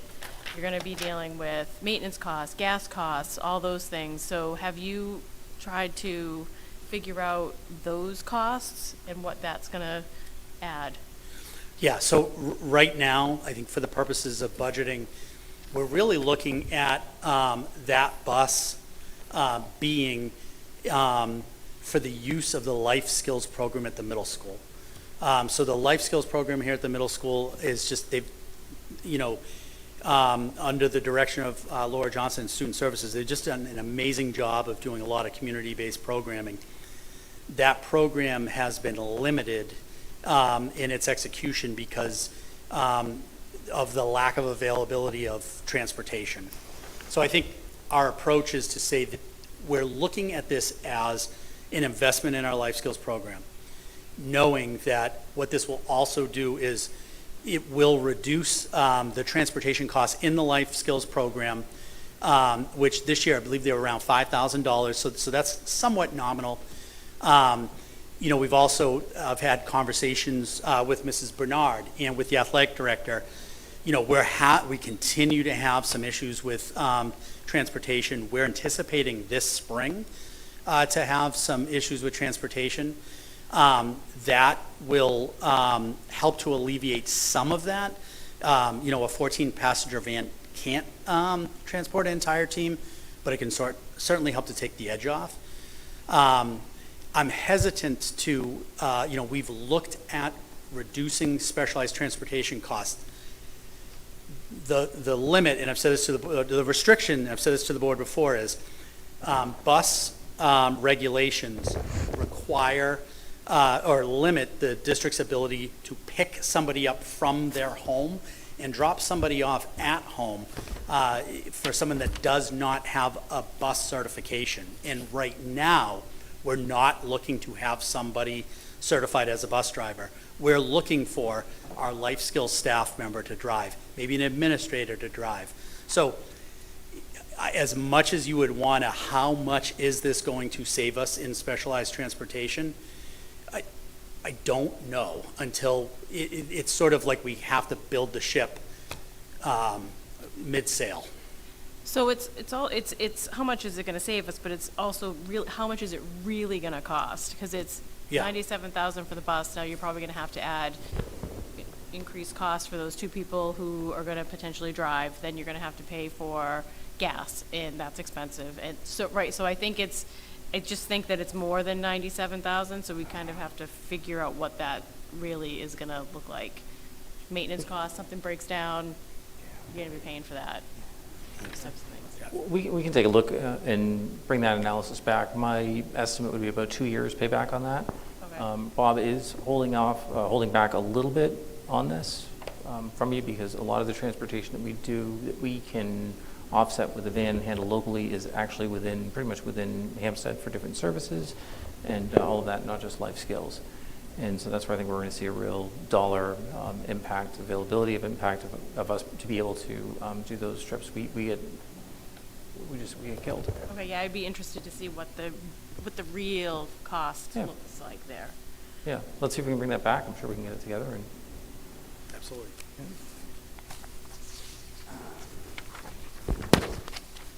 As far as kind of letting the public know who maybe didn't attend the November 5th meeting, we did dive deep into stipends and talked at length about all of the types of stipends that were there. We asked questions of what certain stipends were on the list that weren't clearly described, and got clearer explanations on those. We talked specifically about coaching stipends and making sure that they were competitive while also not being cautious not to overcompensate there. And then, Rich, I won't speak for you, but you pointed out the extended school year stipend having that high price tag of $15,000, which we also dove into. So I just wanted to kind of let the public know that we are being mindful with their tax dollars. We are going through the necessary steps through all of these meetings, and even a special meeting that wasn't on the calendar, to take a deeper dive into these things and ask the hard questions and put Jeff and Bob and others to task to justify why these things are necessary. And as far as directives from the board or things that I might suggest as we move forward through this budget planning process, I personally would love to see different hypothetical scenarios of what it would look like if we were to reduce the budget by 100,000, by 300,000, and then by 500,000. And my hope in all of those scenarios, especially that 500,000, is that it is a grim picture of what this might look like, where it's the bare essentials, and we're not providing the quality education to our kids that we know we should. What was the number? What was the number of how much is spent on stipends? Yeah, so it really comes down to how we define a stipend. So if we include sort of your compensation above your what's in the contract, if you go to the collective bargaining agreement, you see there's a salary table. So what we've really done is taken a loose interpretation, which is largely anything above that what's on that table we consider to be a stipend or extra earn. So when you, and there's several different ways to look at it. Some of them are required by contracts. Staff members get experience differential for their years of service. This is in their contract. It was negotiated in good faith. Then there are some, what I call discretionary stipends. Generally speaking, those are your coaching stipends, club stipends. There's a couple of coordinator positions in there, but I'm going to answer your question, Carl, and that is there is approximately $360,000 in total stipends or extra earns. And of course, we can break that down into sort of what we call contractual versus, your discretionary. But I also, and that is a lot of money. I mean, that's a lot of money. It does represent less than 1% of our overall operating budget, which is somewhat in line with what other districts are paying. I realize that there's been some questions and concerns that the board has had relative to ESY coordinator. I've asked our Director of Student Services, Melissa McDonald, to get comparative data similar to what we provided the board with athletic stipends. I'd be happy to bring that information back here. There are several factors that have gone into that stipend, which include, up until this year, we have not had a special education administrator in the building. And, that person receiving the stipend has been paid in a way that sort of reflects that. And so I understand that now with an additional administrator in there may be some adjustments that we need to make. Obviously, I want to hold off until I can see what the comparative district data for that position looks like. Can you explain what the ESY program is? Yeah, so we have an extended school year program, and that program is designed for students with disabilities that generally meet two criteria. One is that they have sort of emergent skills. You tend to find this with your younger learners.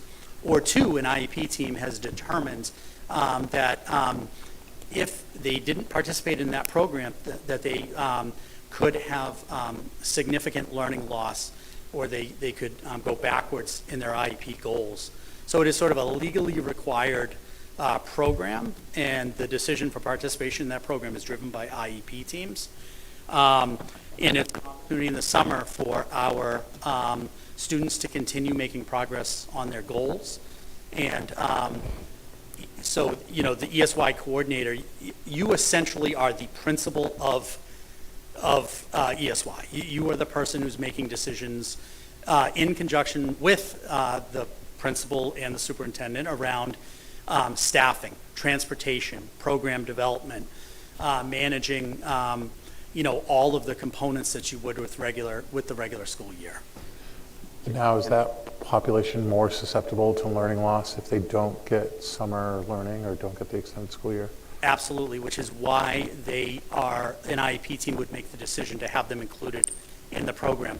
We do not offer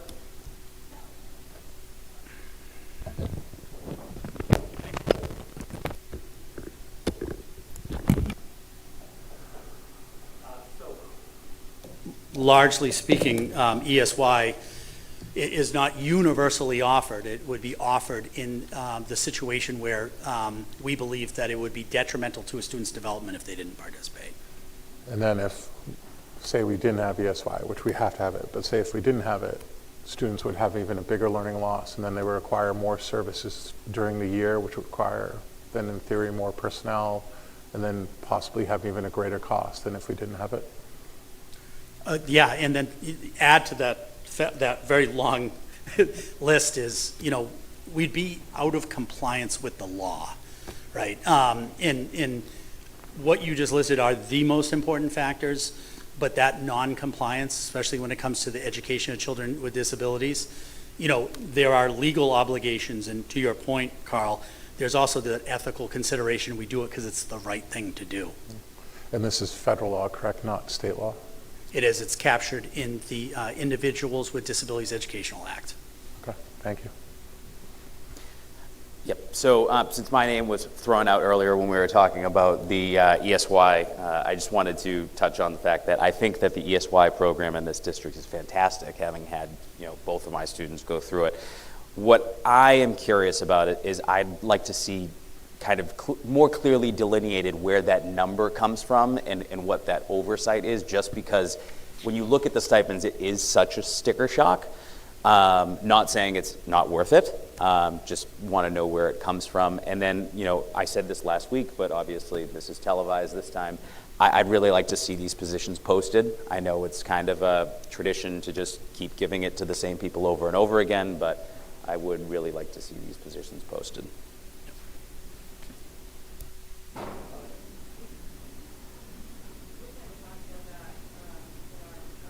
Meeting, and like I understand what you're saying, but I think part of that too is the institutional knowledge that, you know, when you're doing something and then, you know, you do it the next year, you do it a little bit better, and then you do it the next year, you do a little bit better. So if you keep having someone new go into that every time, I think that it might be difficult. So those are some things we're gonna think about. And I hear what you're saying, and I think Aaron makes a good point. And, you know, obviously it'd be receptive to giving that some consideration with some of our stipends. You know, it's difficult, just given the central office and the limited resources that we have, to be able to, you know, open up all of those positions. And, you know, the other piece with that too is that, you know, we are relying, we already have a very shallow pool when it comes to people applying for coaching positions and other things like that. And I think if some people come to count on that, and if we were to say to folks, well, you have it for this year, and that really is it, you're gonna have to reapply next year, it just worries me a little bit that some people may say, well, I'm not even gonna bother. But I also think, to your point, Rich, you know, that is something that we could look at doing for some of our positions, and let that be the sort of test case for how we might move forward. One piece that I'll highlight, just as a board, and the decision that we've made, you know, to just communicating this to the public, we aren't moving forward with any new construction projects this year. The board was very conscious of the property tax increases and kind of the climate of where people are and how they're feeling, and as far as this year goes, we don't feel comfortable with moving forward with any new construction. So I just wanted to make that clear.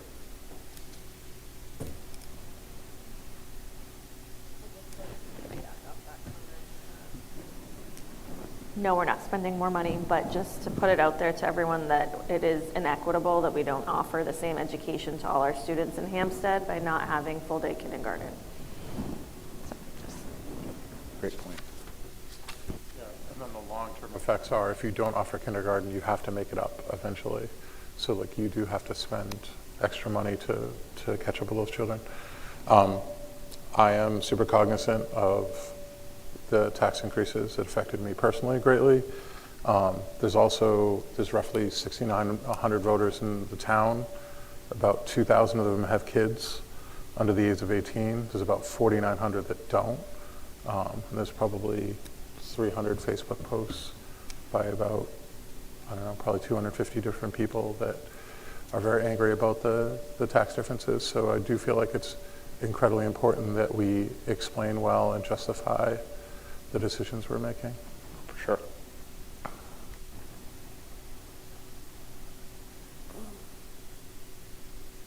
You had questions? I did actually have one question. The elementary special ed coordinator, is there insurance involved in that pay? I see them delineated out with others, but not. Yeah, so what we're proposing to add to the operating budget does not include the insurance. And so the insurance is currently in our operating budget. And here's why. We write the activity for a special education coordinator, and then we get it approved, and then we hire. We don't know when we write the activity what insurance plan the person will take. So we can't really write it into IDEA. So we're funding that in the regular budget, and here's how we're doing it. We have, at the central school, we had a stipend for the special education team chair. I believe that was around $4,000. That position, we have not been able to fill it. So we have offset insurance with that stipend. Also, there's a preschool coordinator stipend, same thing. We have taken the funds from that position, that stipend, and use it for the offset on the benefits. And you know, there are others as well, but those are the two that really come to mind. So really, what we're adding to the operating budget is the salary and FICA. Yep. And then the other question that I had is, so the general just kind of overall report shows a decrease in our budget fiscal year 26 from fiscal year 25, but we're not going to have a building project, and we're also that $1 million from capital reserve from last year. So going forward, is the budget actually a decrease, the operating budget? So I'll defer to Jeff on that, and I think that's a great question because we are talking about two items that get rolled into our overall number. Yeah. So Jeff, I don't know if you have that.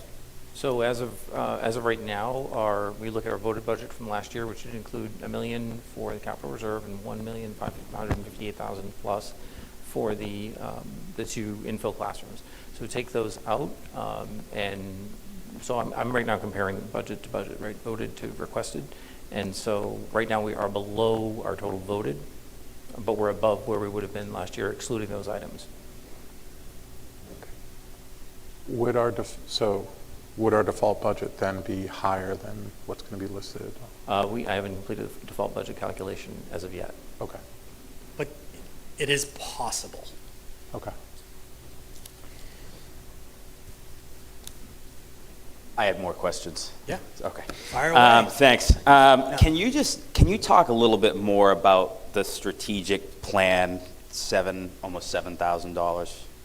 Can you just talk a little bit more about that? Yeah, so what we hired, so when we had originally engaged in this process, I had reached out to several professional organizations.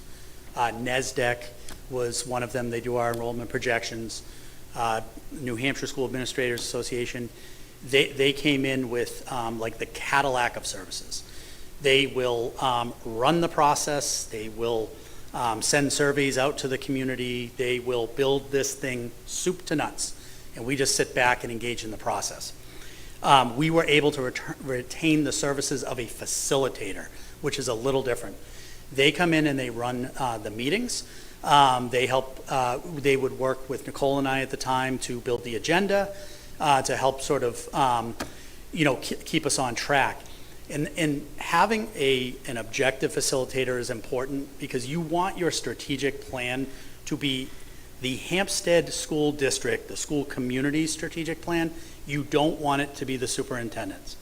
And when you put somebody in a leadership position in the role of facilitating the process, oftentimes what you get is their strategic plan.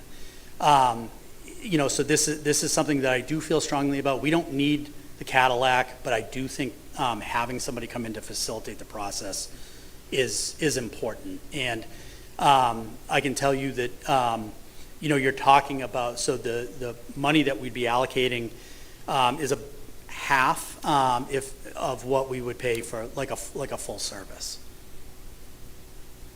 So that individual that's at whole 6640. No, so the breakdown of that is, and I'll get you the numbers, Rich. We paid for, I believe it was 5 individuals to receive compensation as a stipend. Those were for our teaching and support staff members.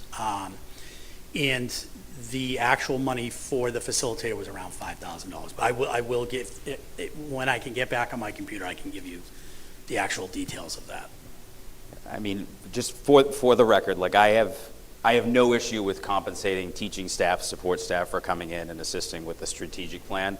Where I get caught up is if we're compensating administrators. No, and we're not doing that. To do leadership. Yep. It just seems kind of. And I will add that I was part of that team, and having that facilitator was very helpful to keep people on track and to kind of like make sure you are answering what you were supposed to be answering. Yep, no, I get it. So. And I'm going to give Erin a lot of credit because the actual document that I'm really proud of is absolutely beautiful. I mean, that was Erin, in donating her time and resources to that when, had we sent that same thing off to a publisher, that would have been a much higher incurred cost as well. I mean, I can send you an invoice if you'd like. Yeah. I also did think that I thought the process was fair and also elicited everybody's point of view, and I actually thought that Bob did a good job of kind of not weighing in till the end to kind of guide things to become accessible and to put it in a language that would be helpful to him in order to provide us with things. So I did think you did a good job with helping to facilitate and guide the process without lending you pushing it in a certain direction. So I'd appreciate that. And then just my final thing is, we were pretty critical, I think, on the technology budget at looking at apparel, right? So I think I'd have a hard time signing off on the T-shirts for staff if we're telling another group of staff that we don't want to see in the budget. Yeah, and just to give a little history, and I know I shared some of this last week. So, after the budget workshop that we have, between Jeff and I, we met with each one of the departments, took the feedback, and made adjustments to all of the budgets. Some of them were superficial. I felt that in the technology department, we'd asked them to make a pretty big sacrifice. There was a camera that they were looking to purchase. It was around $5,500, $6,000. And so I instructed Mr. Dion to take that out based upon the feedback that we heard, based upon, collaboration with the Cable Commission. They have a camera, we can use it, and so I really sort of felt that leaving in the uniforms right now, as of today, felt like the right thing to do considering, I've asked him to cut a $6,000 expenditure. And again, just the rationale is the Department of Homeland Security asks that all staff wear their ID badges when in the building. We know that the nature of certain work custodians, IT, and even some of our teachers, depending on the activity. It can be often unsafe for them to wear that. And so the thought was, our custodial crew has identifiable uniforms that say Hampstead School District. And the goal was to do the same for IT. I really, truly believe that this is something that we, can certainly look at. And, we don't like to fundraise for things, but I'm telling you, the generosity of so many groups in town, if I told them, Mr. Dion and his team need T-shirts, he'll probably have way more than $700 worth of T-shirts. So. We also do events like walk Oh, we already took those out. Yeah. Yeah, I thought we did, yeah. Sorry, I don't think, so we were under the assumption that that was already gone, because that's what we had discussed. I was talking about the staff T-shirts for. Oh, I'm sorry. I thought you were talking about the IT. No, Yeah. what I was Yeah. saying is, we had already asked you to remove Yeah. the IT, so it would only, I think, be equitable to not do Yeah. staff T-shirts at the start of the year for $1,500. Yep, and we can certainly take that out, and we can look at it. I'm going to have to look, Rich, to be honest, because I think the IT T-shirts might still be in there. But, yeah, message received. And again, with the staff T-shirts, we can look to donations. That's not, it's just, year after year, it's kind of a lot of money to have to come up with. Does the IT department get staff T-shirts? They do, yeah, they did this year, so. Okay. Yeah. And is that a tradition that staff have been getting T-shirts? No, they haven't. This was the first year we did it, and so what we have done is we have, for our leadership team, we've gotten shirts, but we've actually paid for them. And then the staff have said, we want shirts too. And then in some cases, they have actually paid for them, but we thought, just the unity of it starting the year, everyone has the T-shirts. A lot of us wear them on Friday, and we joke with each other because we're wearing the same T-shirt. I really, it has created some camaraderie, so. But that's something that we can certainly look at. And again, I think what I heard Andy say was looking at a scenario similar to the $1,000, $300,000, $500,000. At this point, what I would do is I would make the adjustment on the IT uniforms, because I did hear that, and I think it's still in the budget, and then I would adjust as part of a $100,000 reduction, I'd take out the staff T-shirts. Yeah, and I mean, just to be clear, like, I'm nickel and diming, right? But Yes. it's not because I don't think they're important. I mean, I understand that staff having a unifying T-shirt, it's an esprit de corps thing, right? It builds a lot of team pride. But at the end of the day, like with the tax increases, we have units that are out to bargaining. We know that we have space issues at the central school, like money's going to get tight. Yeah, I would agree with you. Last year we did 100, 300, 500? Yep. I feel like 500 is almost so much that it's not worth the. Yeah. I don't know. I feel like if we're going to do it, it should be more like 100, 200, 300. And I can tell you, like, from a preliminary standpoint, I want to be careful saying this, like, I can get us to 100,000, I believe, without making cuts to staff. And I want to be careful about saying that, because you realize, last year we did cut $100,000 and we didn't have to cut staff. And you have to realize that those items that were on that list are gone, right? Like, we can't cut those things because they're not represented in this budget. So the list for 100,000 would look different. It would include T-shirts. It will include some other items as well. Anything above $100,000, there's no way that we can get there without significantly increasing the liability of the district financially, or by cutting staff. So. Well, just we'll put that out there that I have no desire for you to cut staff. Our staff is amazing, and That's good, because I don't either. We all share that sentiment. I think it's really just the exercise so we can say, this is what this looks like. And so this is why the budget's where it is, because we can't cut these things, because if we do this is what's going to happen. And I also would like to just put that out there, to just be careful about what gets cut for facilities, because if you do add that in there, because we did push some things off last year and the year before, that I think if we push that off, we'd have an issue that's going to cost us more. Yeah. Particularly things like septic. Like the roof and, right, yeah. roof replacement, So right. we do need to be careful about that, but yeah, I am very sensitive to the fact that everybody's taxes are crazy right now. Everyone's not in a good place, so we have to be really careful about what we're doing.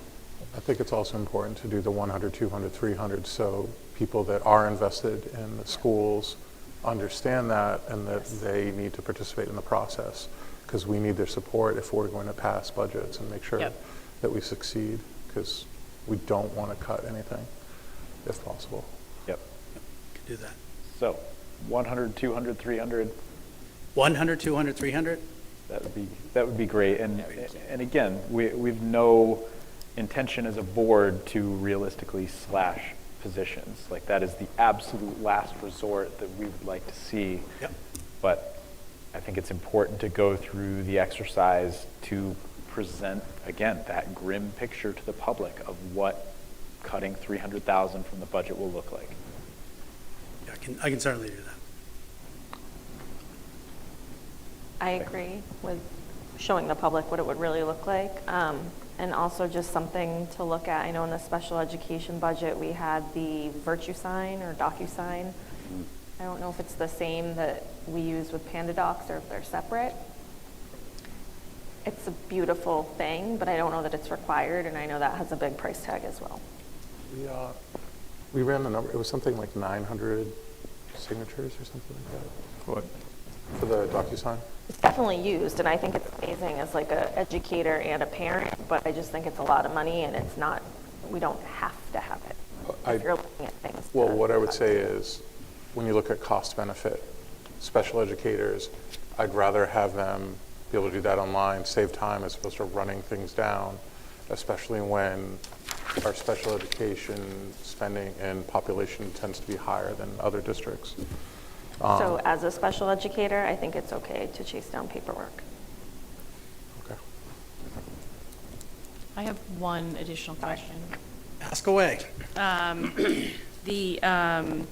to completely change the subject, but under the miscellaneous operating expenses, I just question on the Granite State Leadership Academy, is that like typical that you would have administrators going for basically training to be a superintendent? Because I know Nicole was doing it now, Tara Lynn's doing that. Is that typical? Is that typical So it's only cost? typical in the sense that there has been a tremendous amount of conversation amongst the superintendents in the state about that sort of transition or succession planning.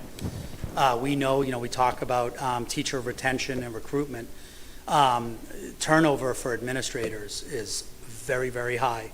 The last statistic I look at said that the average, tenure for an administrator is around 2 years.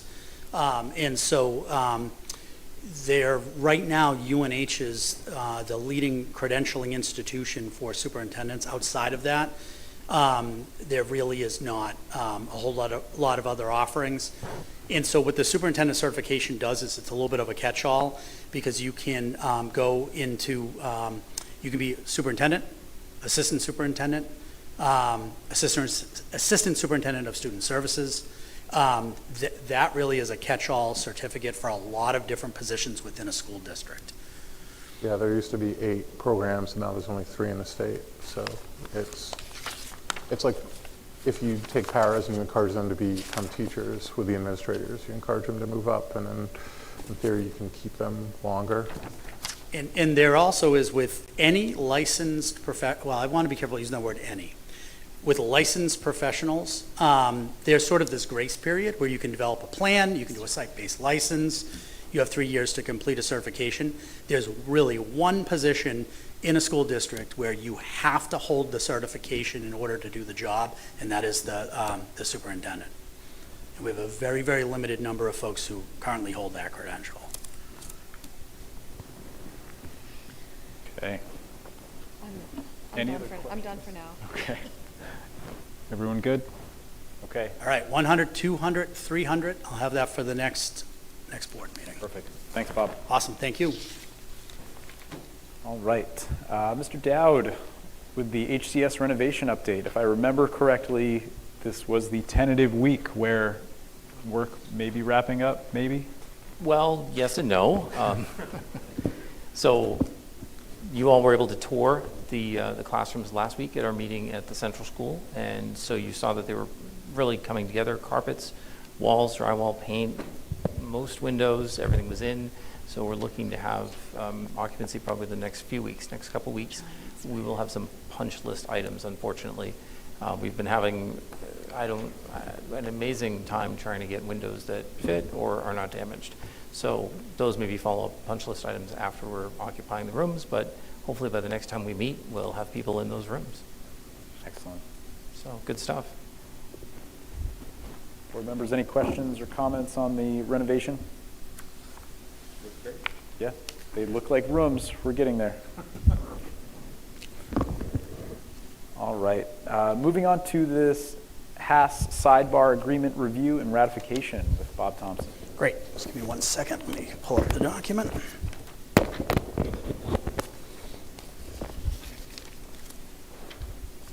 All right, so you will find in your packet a document that's called Memorandum of Understanding between the Hampstead School Board and the Hampstead Association of School Staff. So the Hampstead Association of School Staff, those are largely our support staff. Those are our para-educators, both regular education and special education, as well as our secretarial support. So we are in the midst, we are in year 2 of a 4-year agreement that was bargained in good faith. At the time that we negotiated the contract, there was some question about some insurance plans that were ending. When we negotiated, we didn't know what the new plan would be, so we had wrote into the agreement that we would select a new plan before December 31st of 2024. So if you look at the sidebar agreement, you will see that the new plan, Access Blue New England AB 20, has been written into this sidebar agreement. And essentially what a sidebar is, it opens up the contract for some language revision specific to the areas outlined in the sidebar. So we don't open up the entire contract, we just open up the pieces where we've come to mutual agreement on. So that is sort of the first piece. Pretty simple, pretty straightforward. The second piece deals with language around our registered behavior technicians. So these are individuals that work in special education, and they will support the behavioral needs of students. They work under the license of our board-certified behavior analysts, just to throw out all the acronyms. It's a very important job. It involves working individually with students, collecting data. That in public education, that RBT is a very, very high demand position.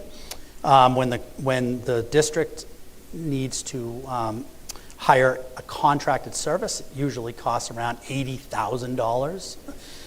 So we built in essentially a $6 an hour stipend for our para-educators who became registered behavior technicians. The issue that we run into is the language in the contract. You get paid the $6 stipend when you're working with a child who requires the service. However, if you are working with a child who is not, you don't get the stipend. If you engage in professional learning, you don't get the stipend. If you're taking one of your accrued leave days, you don't get the stipend. That has resulted in some inconsistency with compensation and has led to the resignation of 2 RBTs since this new contract started. And again, they cite the same reason, that they can go to work at another school district and consistently make a rate that is higher. So what this agreement looks to establish is essentially what we call a major assignment. So if you're a para-educator and you're a registered RBT and 51% of your day is working with a student, you are consistently paid that RBT rate for the duration of your of your work. And if you work with a student for less than 50%, so 49%, then you would be paid just for the time that you're working with a student. This is of mutual benefit to HASS and the board as well. And again, changes to the contract have to be ratified by the board. They cannot be made by the administration. And the law, collective bargaining law, does allow for a board to enter into a sidebar agreement on changes to language that are considered superficial, and this one is considered superficial. And if I may, what you said, Bob, was correct. Just as a note, our current contract that's in place, current CBA that's in place, contemplates that the plans are expiring and that we did agree that we would come to an agreement around this time to take care of whatever new insurance was available at the time, and so that's what we're doing. So really, we're just following with that contract. It said we agreed that this would be an issue. They did not want to do a 2-year contract. They wanted to do a 4-year, and we said that's fine. Midstream, we can work with whatever plans they have and do a sidebar agreement. The RETs are already in the current contract. Their stipends are already in the current contract. This language simply changes the way that we kind of administer how they're paid, basically. And the reason that this is not something that has to go to the warrant is because there's not the financial impact that we would need to have voters approve. And therefore, you as a board can approve these changes. Okay. Board members, any questions? Right. At this point, I will make a motion to ratify the HASS sidebar agreement discussed by the board, and that will be signed by me. Second. Any questions or comments? All approved. I will sign that document. Okay. Moving on to the policy second reading.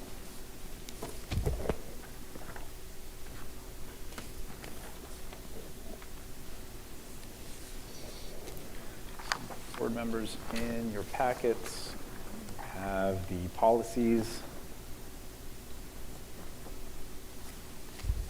One is the fee site acquisition procedure, 2, the HPA employee job actions, GBCC staff conduct, GBE employee rights and responsibilities, GBEA staff ethics, GBEBB staff student relations, GBG employee protection, and GDM support staff opportunities.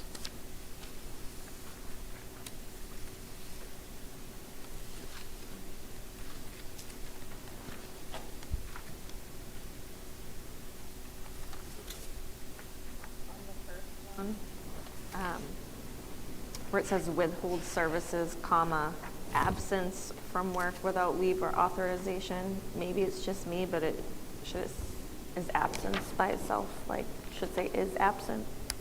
I know we're trying to take out the gender. Yes, sorry. Policy HPA, the first or second one.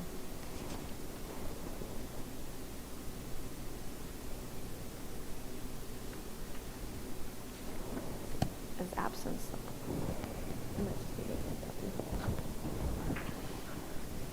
Is absent from work. I guess they're using it like a verb. Is absence like, yeah, is that the correct part of speech? We could change himself to themselves. Other than that, I think it all looks good.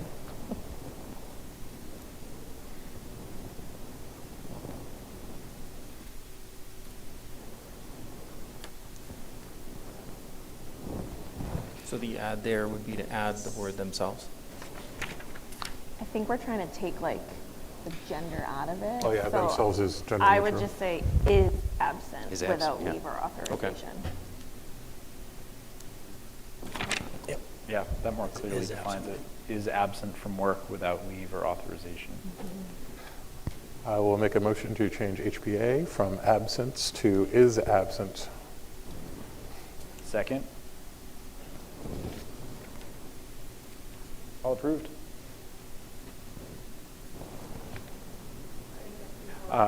He made the motion, I seconded. Yeah, we all, yeah.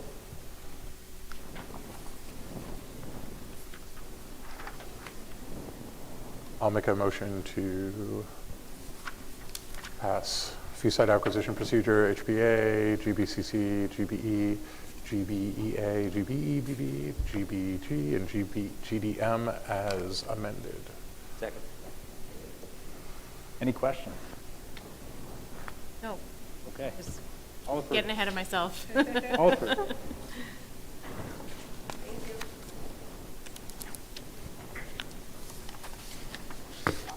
Okay, moving on to board comments and correspondence. You're good? Anybody else? I've had conversations when it comes to the property taxes. I think there's a belief that there's been an increase in spending, and that has to do with the increased cost. From my understanding, and I could be wrong, and I haven't had a conversation with the people at Down Hall yet, a lot of it has to do with the fact that commercial real estate did not increase much, whereas residential real estate increased. The average increase was 1.54, about 54% on housing values. And then a specific subgroup was that the 55 plus communities went up somewhere around 200%. So the burden, the amount that we're spending is relatively the same, but the burden has shifted from commercial real estate towards residential real estate.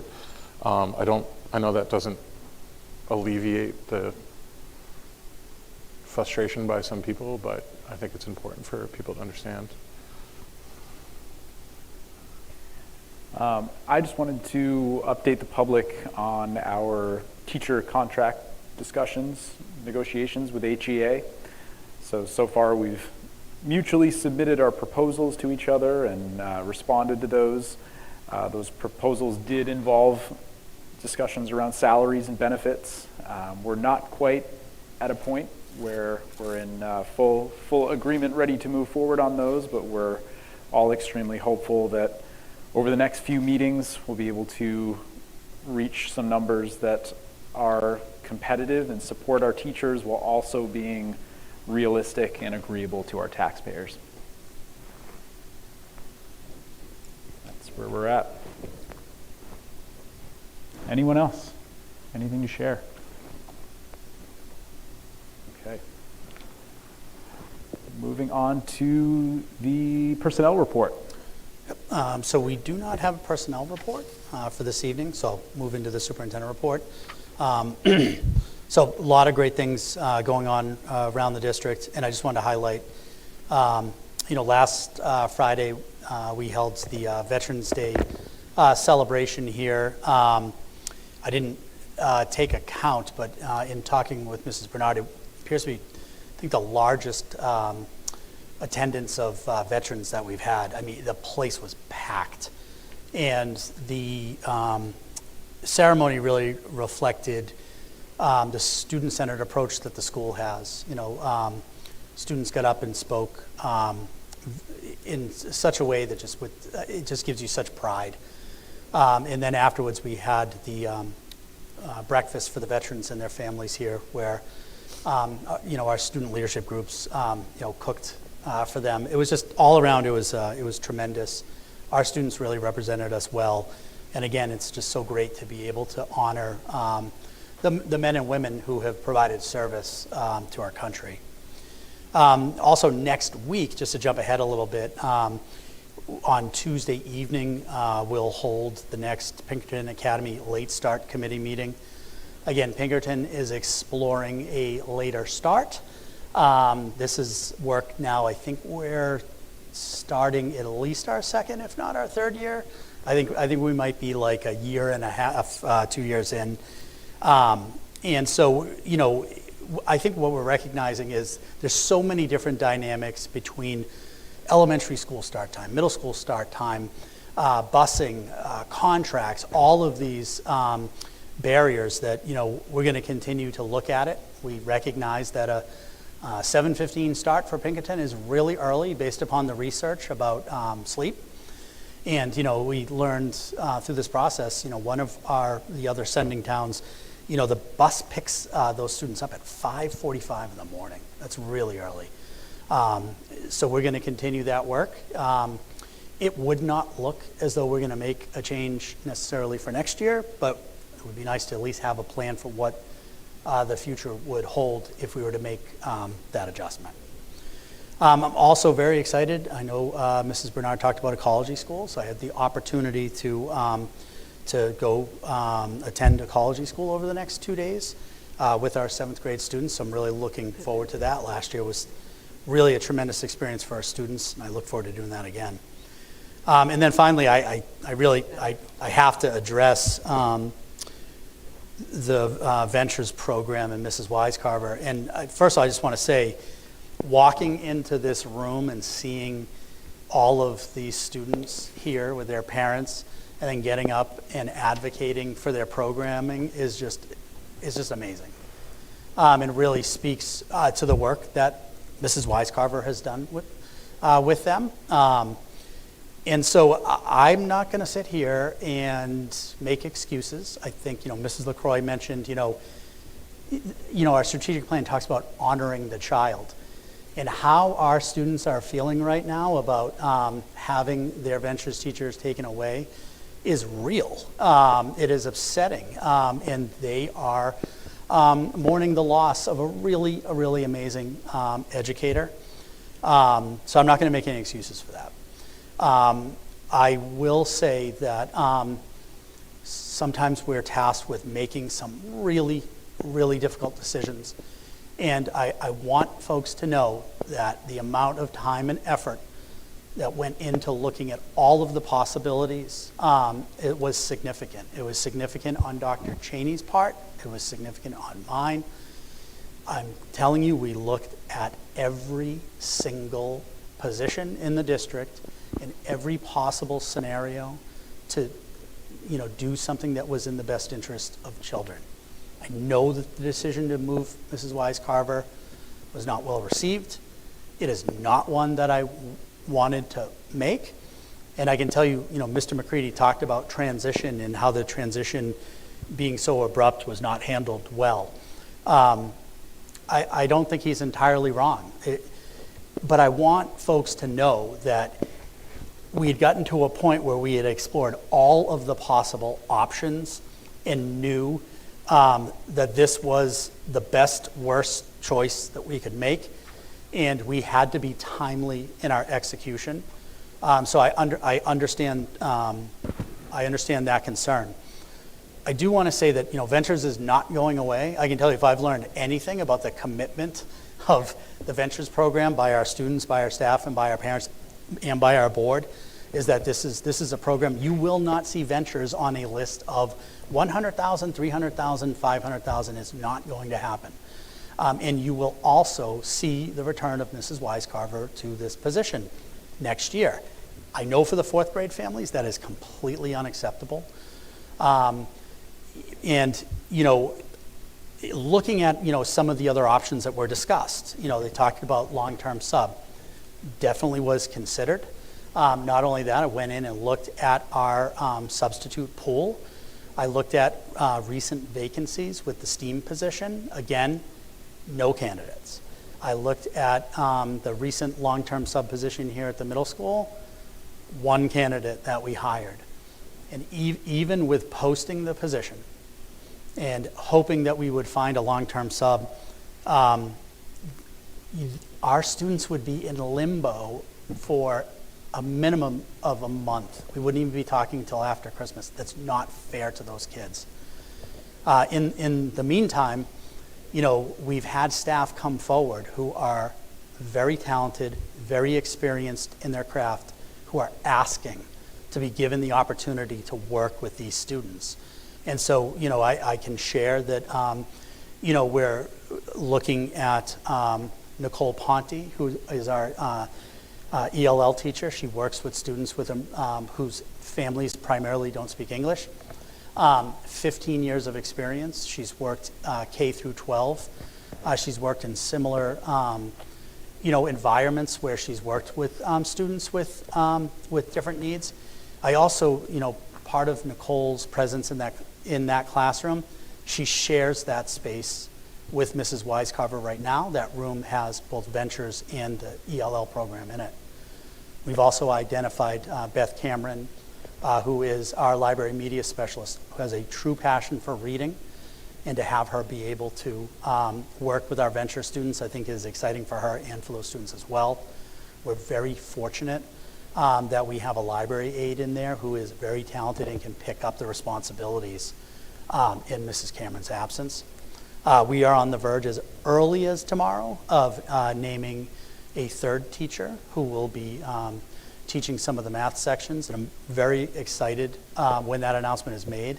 And I think when that information is communicated, I think the parents in that program will be excited to hear that as well. So I know that doesn't bring a lot of comfort. I wish I had another solution, but the situation that we were put in the need to move Mrs. Wisecarver, which I know I can't go into a lot of detail about, it didn't leave another good option. So all I have is bad options. And so what you heard tonight, these students, these parents, they're not wrong.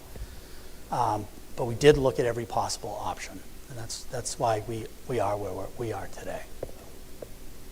So I have some questions that I don't think we can answer here, but I do also have a comment. So it sounds to me like you're replacing temporarily Mrs. Wisecarver with 3 other professionals. So she was doing the job that now is being split to 3 people.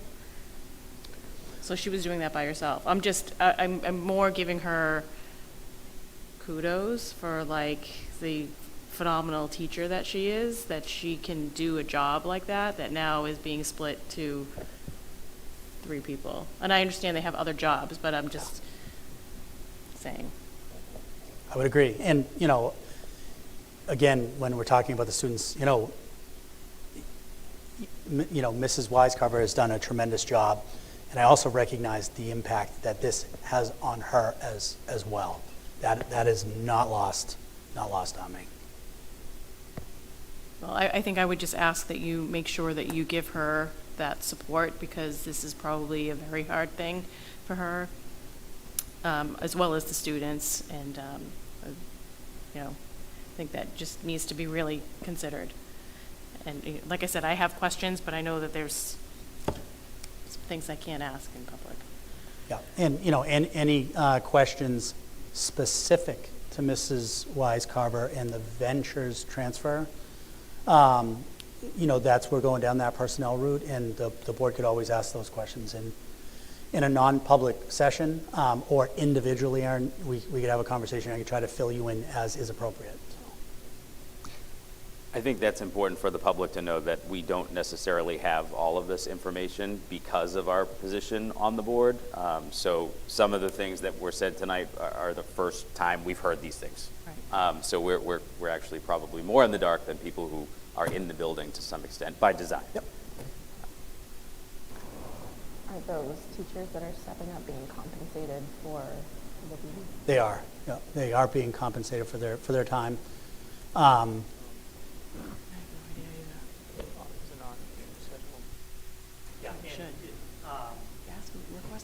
Largely, there's some readjustment to master schedules that allow for them to provide,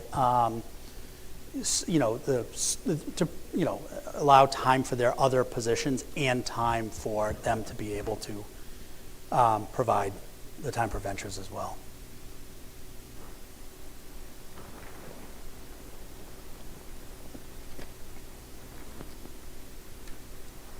All right. Any other questions for Bob?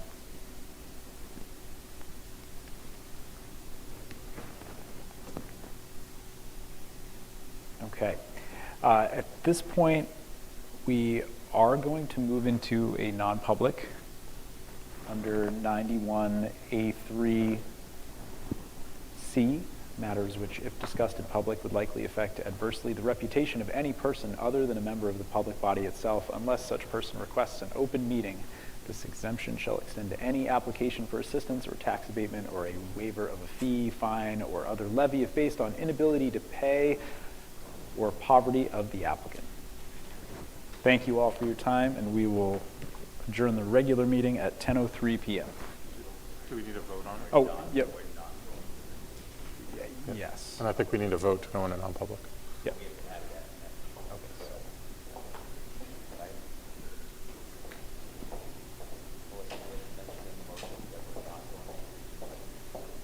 It's courtesy.